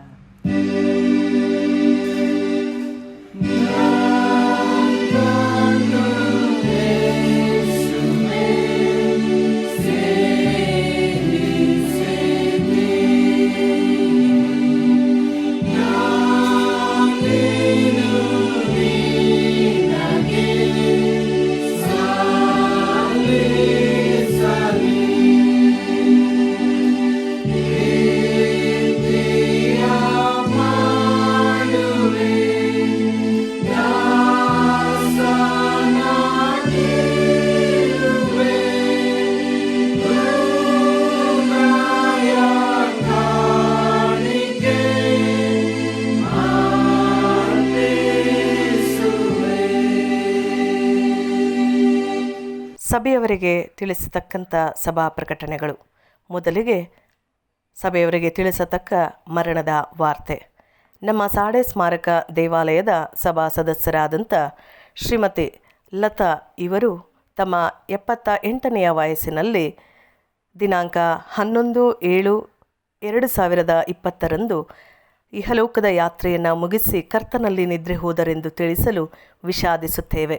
ಇವರ ಅಂತಿಮ ಸಂಸ್ಕಾರವು ಅದೇ ದಿನ, ಅಂದರೆ ದಿನಾಂಕ 11/7/2020 ಸಂಜೆ 5:30 ಗಂಟೆಗೆ ಮೈಸೂರು ರಸ್ತೆಯಲ್ಲಿ ಇರುವ ಪ್ರೊಟೆಸ್ಟಾಂತರ ಕ್ರೈಸ್ತರ ಸಮಾಧಿಯಲ್ಲಿ ನಡೆಸಲಾಯಿತು.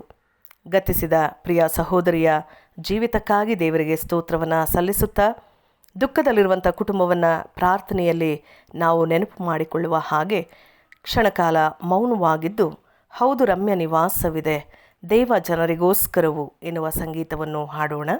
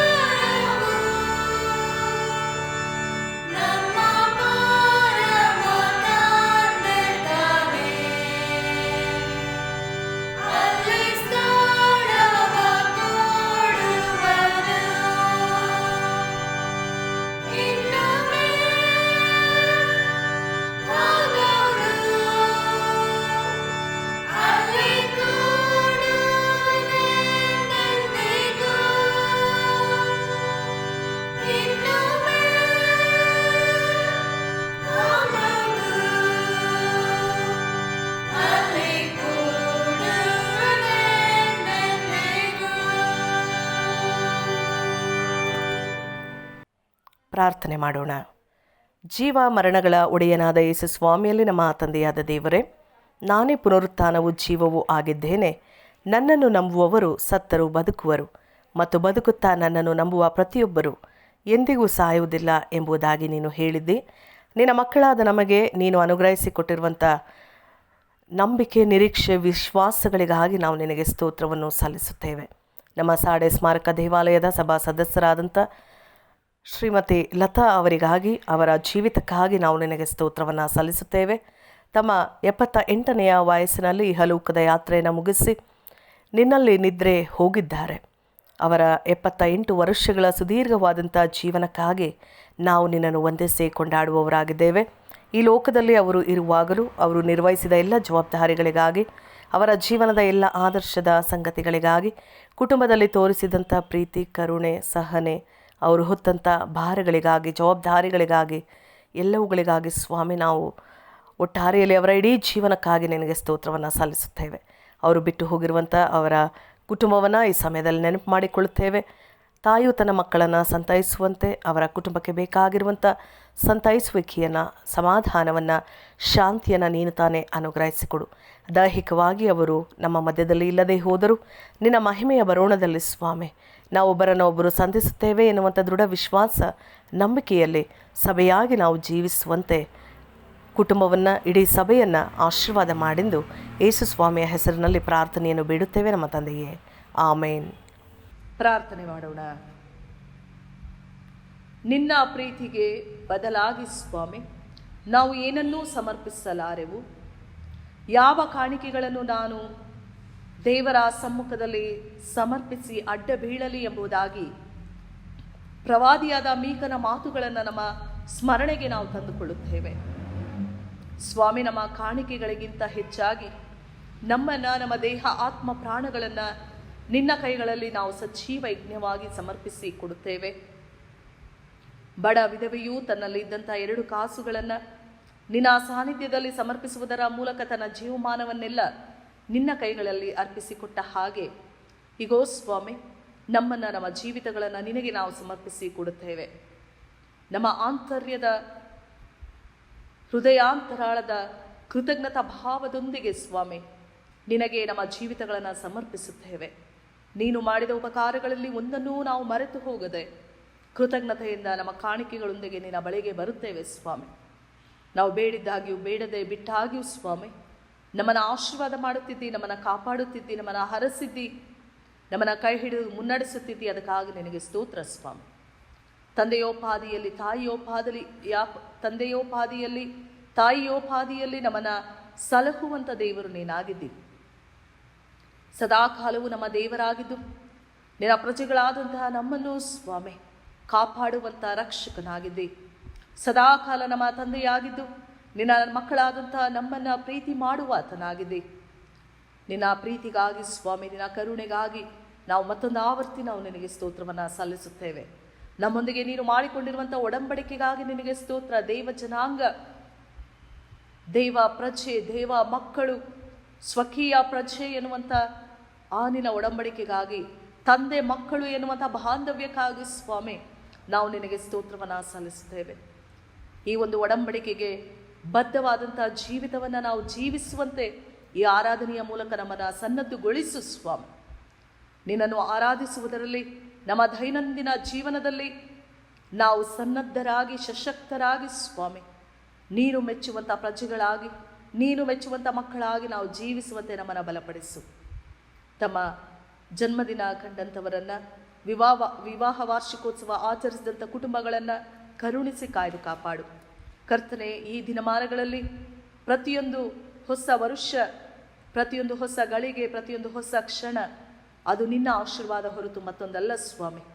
ನಾವು ಜೀವದಿಂದ ಬದುಕಿ ಉಳಿದಿರುವುದಾದರೆ ಅದು ನಿನ್ನ ಕೃಪೆ ಮಾತ್ರವೇ ಸ್ವಾಮಿ. ಹೀಗೆ ತಮ್ಮ ಜನ್ಮದಿನ ಕಂಡಂಥ ನಿನ್ನ ಮಕ್ಕಳನ್ನು, ವಿವಾಹ ವಾರ್ಷಿಕೋತ್ಸವ ಆಚರಿಸಿದಂಥ ಕುಟುಂಬಗಳನ್ನು ನೀನು ಕರುಣಿಸಿ ಕಾಯ್ದು ಕಾಪಾಡು. ಹೊಸ ವರ್ಷದಲ್ಲಿಯೂ ನಿನ್ನ ಕೃಪೆ, ನಿನ್ನ ಆಶೀರ್ವಾದ, ನಿನ್ನ ಶುಭವು ಸದಾಕಾಲ ಪ್ರತಿಯೊಬ್ಬೊಬ್ಬರ ಜೀವಿತಗಳನ್ನು ಹಿಂಬಾಲಿಸಲಿ. ನಮ್ಮ ಸಭೆಗಳಿಗೆ ಸೇರಿದವರು ಯಾರ್ಯಾರು ಅನಾರೋಗ್ಯಗಳಲ್ಲಿ ಇದ್ದಾರೋ ಸ್ವಾಮಿ, ಅಂಥವರಿಗೆ ಕರ್ತನೆ ನಿನ್ನ ಆರೋಗ್ಯವನ್ನು ಅನುಗ್ರಹಿಸಿಕೊಡು. ನಿನ್ನ ಹಸ್ತ ಸ್ಪರ್ಶದಿಂದ ಅವರನ್ನು ಸ್ಪರ್ಶಿಸಿ ಅವರೆಲ್ಲರಿಗೆ ಬೇಕಾಗಿರುವಂಥ ಆರೋಗ್ಯವನ್ನು ದಯಪಾಲಿಸು. ಪ್ರಾಮುಖ್ಯವಾಗಿ ನಮ್ಮ ಬೆಂಗಳೂರು ಪಟ್ಟಣಕ್ಕಾಗಿ, ನಮ್ಮ ಕರ್ನಾಟಕ ರಾಜ್ಯಕ್ಕಾಗಿ, ನಮ್ಮ ಭಾರತ ದೇಶ, ಇಡೀ ಪ್ರಪಂಚಕ್ಕಾಗಿಯೂ ಈ ಸಮಯದಲ್ಲಿ ಸಭೆಗಳಾಗಿ ನಾವು ಪ್ರಾರ್ಥನೆಯನ್ನು ಮಾಡುವವರಾಗಿದ್ದೇವೆ. ಕರ್ತನೆ, ನಮ್ಮ ಈ ಲೋಕದ ಪರಿಸ್ಥಿತಿಯನ್ನು ಬಲ್ಲಂಥ ದೇವರು ನೀನಾಗಿದ್ದಿ. ನಮ್ಮ ದೇಶದ ಸ್ಥಿತಿಗತಿಗಳನ್ನು ಬಲ್ಲಂಥ ದೇವರು ನೀನಾಗಿದ್ದಿ ಸ್ವಾಮಿ. ನಿನಗೆ ತಿಳಿಯದೇ ಇರುವಂತಹ ಸಂಗತಿಗಳು ಯಾವುದೂ ಇಲ್ಲ. ಎಲ್ಲವನ್ನ ಬಲ್ಲಂಥ ಸರ್ವಶಕ್ತನಾಗಿರುವಂಥ ದೇವರು ನೀನಾಗಿದ್ದಿ ಸ್ವಾಮಿ. ನಮ್ಮ ದೇಶದ ಮೇಲೆ ಕರ್ತನೆ ನಿನ್ನ ಕರುಣಾ ದೃಷ್ಟಿಯನ್ನು ನೀನು ಹರಿಸು. ನಿನ್ನ ಕೃಪಾ ಕಟಾಕ್ಷದ ನೆರಳು ಸ್ವಾಮಿ ನಮ್ಮ ದೇಶವನ್ನು ಆವರಿಸಲಿ. ನಮ್ಮ ದೇಶಕ್ಕೆ ಕರ್ತನೆ ತಾಕಿರುವಂಥ ಈ ಕರೋನಾ ವೈರಸ್ ಎನ್ನುವಂಥ ಸೋಂಕು, ಮಾರಕ ರೋಗ, ಸಾವು ನೋವುಗಳು ಕರ್ತನೆ ಆದಷ್ಟು ಶೀಘ್ರವಾಗಿ ಇಲ್ಲದೆ ಹೋಗುವುದಕ್ಕಾಗಿ ನಿನಗೆ ಸ್ತೋತ್ರ ಸ್ವಾಮಿ. ನಿನಗೆ ಅಸಾಧ್ಯವಾದಂಥ ಕಾರ್ಯಗಳು ಯಾವುದೂ ಇಲ್ಲ ಕರ್ತನೆ. ಮನುಷ್ಯರಿಗೆ ಅಸಾಧ್ಯವಾದಂಥ ಈ ಒಂದು ಸನ್ನಿವೇಶದಲ್ಲಿ ದೇವರಾಗಿರುವಂತಹ ನೀನು ನಮ್ಮ ಮಧ್ಯದಲ್ಲಿ ಪ್ರವೇಶ ಮಾಡುವುದಕ್ಕಾಗಿ ನಿನಗೆ ಸ್ತೋತ್ರ. ನಮ್ಮ ಮಧ್ಯದಲ್ಲಿ ನೀನು ಪ್ರವೇಶ ಮಾಡಿ ಕಾರ್ಯ ಮಾಡುವುದಕ್ಕಾಗಿ ನಿನಗೆ ಸ್ತೋತ್ರ ಸ್ವಾಮಿ. ನಶಿಸಿ ಹೋಗುತ್ತಿರುವಂಥ ಪ್ರಾಣಗಳನ್ನು ನೀನು ಉಳಿಸುವುದಕ್ಕಾಗಿ ನಿನಗೆ ಸ್ತೋತ್ರ ಕರ್ತನೆ. ಈ ಕರೋನಾ ವೈರಸ್, ಈ ಒಂದು ಮಾರಕ ರೋಗದ ಕರ್ತನೆ ಕಾರ್ಯದಲ್ಲಿ ತಮ್ಮನ್ನು ತೊಡಗಿಸಿಕೊಂಡಿರುವಂಥವರನ್ನು ನಾವು ಈ ಸಮಯದಲ್ಲಿ ನೆನಪು ಮಾಡಿಕೊಳ್ಳುತ್ತೇವೆ. ರೋಗಿಗಳನ್ನು ಆರೈಕೆ ಮಾಡುವುದರಲ್ಲಿ, ಚಿಕಿತ್ಸೆಯನ್ನು ನೀಡುವಂಥದ್ದರಲ್ಲಿ ತಮ್ಮನ್ನು ಸಮರ್ಪಿಸಿಕೊಂಡಿರುವಂಥ ಎಲ್ಲ ವೈದ್ಯರನ್ನು, ದಾದಿಯರನ್ನು ನೀನು ತಾನೇ ವಿಶೇಷವಾದಂಥ ರೀತಿಯಲ್ಲಿ ಕರ್ತನೆ ಕರುಣಿಸಿ ಕಾಯ್ದು ಕಾಪಾಡು. ಅನೇಕ ಆರಕ್ಷಕರು ಕರ್ತನೆ, ವೈದ್ಯರು, ದಾದಿಯರು ಈ ದಿನಮಾನಗಳಲ್ಲಿ ಕರ್ತನೆ ಈ ಸೋಂಕಿಗೆ ಬಲಿಯಾಗುತ್ತಿದ್ದಾರೆ. ಅಂಥವರೆಲ್ಲರನ್ನ ನೀನು ಕರುಣಿಸಿ ಕಾಯ್ದು ಕಾಪಾಡುವುದಕ್ಕಾಗಿ ನಿನಗೆ ಸ್ತೋತ್ರ. ಕರ್ತನೆ, ನಮ್ಮ ದೇಶದಲ್ಲಿ, ನಮ್ಮ ಬೆಂಗಳೂರು ಪಟ್ಟಣದಲ್ಲಿ, ನಮ್ಮ ಕರ್ನಾಟಕ ರಾಜ್ಯದಲ್ಲಿ ಒಂದು ಸ್ವಸ್ಥತೆಯನ್ನು ನೀನು ಅನುಗ್ರಹಿಸಿಕೊಡು ಸ್ವಾಮಿ. ನಿನ್ನ ಸ್ವಸ್ಥತಾ ಸ್ಪರ್ಶ ಕರ್ತನೆ ಇಡೀ ನಮ್ಮ ರಾಜ್ಯವನ್ನು, ಬೆಂಗಳೂರು ಪಟ್ಟಣವನ್ನು ಮುಟ್ಟುವುದಕ್ಕಾಗಿ ನಿನಗೆ ಸ್ತೋತ್ರ ಸ್ವಾಮಿ. ಅದ್ಭುತಗಳನ್ನು ನೀನು ಮಾಡುವಂಥ ದೇವರು ಸ್ವಾಮಿ. ನಿನ್ನೆ ಇದ್ದ ಹಾಗೆ ಇಂದಿಗೂ ಎಂದಿಗೂ ಏಕರೀತಿಯಾಗಿ ಜೀವಿಸುವಂಥ ದೇವರು ನೀನಾಗಿದೆ ಸ್ವಾಮಿ. ನಿನ್ನ ಕರ್ತನೆ ಗಾಯಪಟ್ಟ ಕರಗಳಿಂದ ಸ್ವಾಮಿ ಪ್ರತಿಯೊಬ್ಬೊಬ್ಬರನ್ನು ನೀನು ಸ್ಪರ್ಶಿಸಿ ಪ್ರತಿಯೊಬ್ಬೊಬ್ಬರಿಗೂ ಬೇಕಾಗಿರುವಂಥ ಆರೋಗ್ಯವನ್ನು ಸ್ವಾಮಿ, ಬಲ, ತ್ರಾಣ, ಶಕ್ತಿಯನ್ನು ನೀನು ಅನುಗ್ರಹಿಸಿಕೊಟ್ಟು ನಿಶ್ಚಿಂತೆಯಿಂದ ಈ ಲೋಕದಲ್ಲಿ ನಾವೆಲ್ಲರೂ ಜೀವಿಸುವಂಥ ದಿನಮಾನಗಳನ್ನು ಕಾಣುವಂಥ ಕೃಪೆಗೆ ನಮ್ಮೆಲ್ಲರನ್ನ ಆಶೀರ್ವಾದ ಮಾಡಿದ್ದು ನಾವು ನಿನ್ನಲ್ಲಿ ಪ್ರಾರ್ಥಿಸುತ್ತೇವೆ. ನಿನ್ನ ಭದ್ರವಾದ ಕರಗಳಿಗೆ ಕರ್ತನೆ ನಮ್ಮೆಲ್ಲರ ಜೀವಿತಗಳನ್ನು ನಾವು ಸಮರ್ಪಿಸಿಕೊಡುತ್ತೇವೆ. ಪ್ರಾಮುಖ್ಯವಾಗಿ ಕರ್ತನೆ, ನಮ್ಮ ಕುಟುಂಬಗಳಲ್ಲಿ ಇರುವಂತಹ ಚಿಕ್ಕ ಮಕ್ಕಳನ್ನು, ವೃದ್ಧಾಪ್ಯದಲ್ಲಿ ಇರುವಂತಹ ಹಿರಿಯ ನಾಗರಿಕರನ್ನ ಸ್ವಾಮಿ ನಿನ್ನ ಕೈಗಳಿಗೆ ಅರ್ಪಿಸಿಕೊಡುತ್ತೇವೆ. ವಿಶೇಷವಾಗಿ ಇಂಥವರೆಲ್ಲರನ್ನ ನೀನು ಕರುಣಿಸಿ ಕಾಯ್ದು ಕಾಪಾಡು. ಇವರೆಲ್ಲರಿಗೆ ಬೇಕಾಗಿರುವಂಥ ನಿನ್ನ ವಿಶೇಷವಾದಂಥ ರಕ್ಷಣೆಯನ್ನು ನೀನು ಒದಗಿಸಿಕೊಡು ಎಂಬುದಾಗಿ ನಿನ್ನಲ್ಲಿ ಪ್ರಾರ್ಥಿಸುತ್ತೇವೆ. ನಮ್ಮ ಆಶ್ರಯವು, ಕೇಟಿಯೂ, ಗುರಾಣಿಯೂ ಆಗಿದ್ದು ನಮ್ಮೆಲ್ಲರಿಗೆ ಬೇಕಾದ ಭದ್ರತೆಯನ್ನು ಕೊಡಲು ಶಕ್ತನಾಗಿರುವಂಥ ನಿನ್ನ ಪರಿಶುದ್ಧವಾದ ಕರೆಗಳಲ್ಲಿ ಸ್ವಾಮಿ ನಮ್ಮನ್ನು, ನಮ್ಮ ಜೀವಿತಗಳನ್ನು, ನಮ್ಮ ಕಾಣಿಕೆಗಳನ್ನು ಸಮರ್ಪಿಸಿಕೊಡುತ್ತಾ ಯೇಸುವಿನ ಹೆಸರಿನಲ್ಲಿ ಪ್ರಾರ್ಥನೆಯನ್ನು ಬೇಡುತ್ತೇವೆ ನಮ್ಮ ತಂದೆಯೇ, ಆಮೇನ್. ನಾವು ಸಂಗೀತಗಳಲ್ಲಿ 297ನೆಯ ಸಂಗೀತವನ್ನು ಹಾಡೋಣ. 297ನೆಯ ಸಂಗೀತ, ರಕ್ಷಕನನ್ನು ಸೇರಿಗಲೇ ಮಾರ್ಗವ ವೇದ ತೋರಿಸುತ್ತೆ.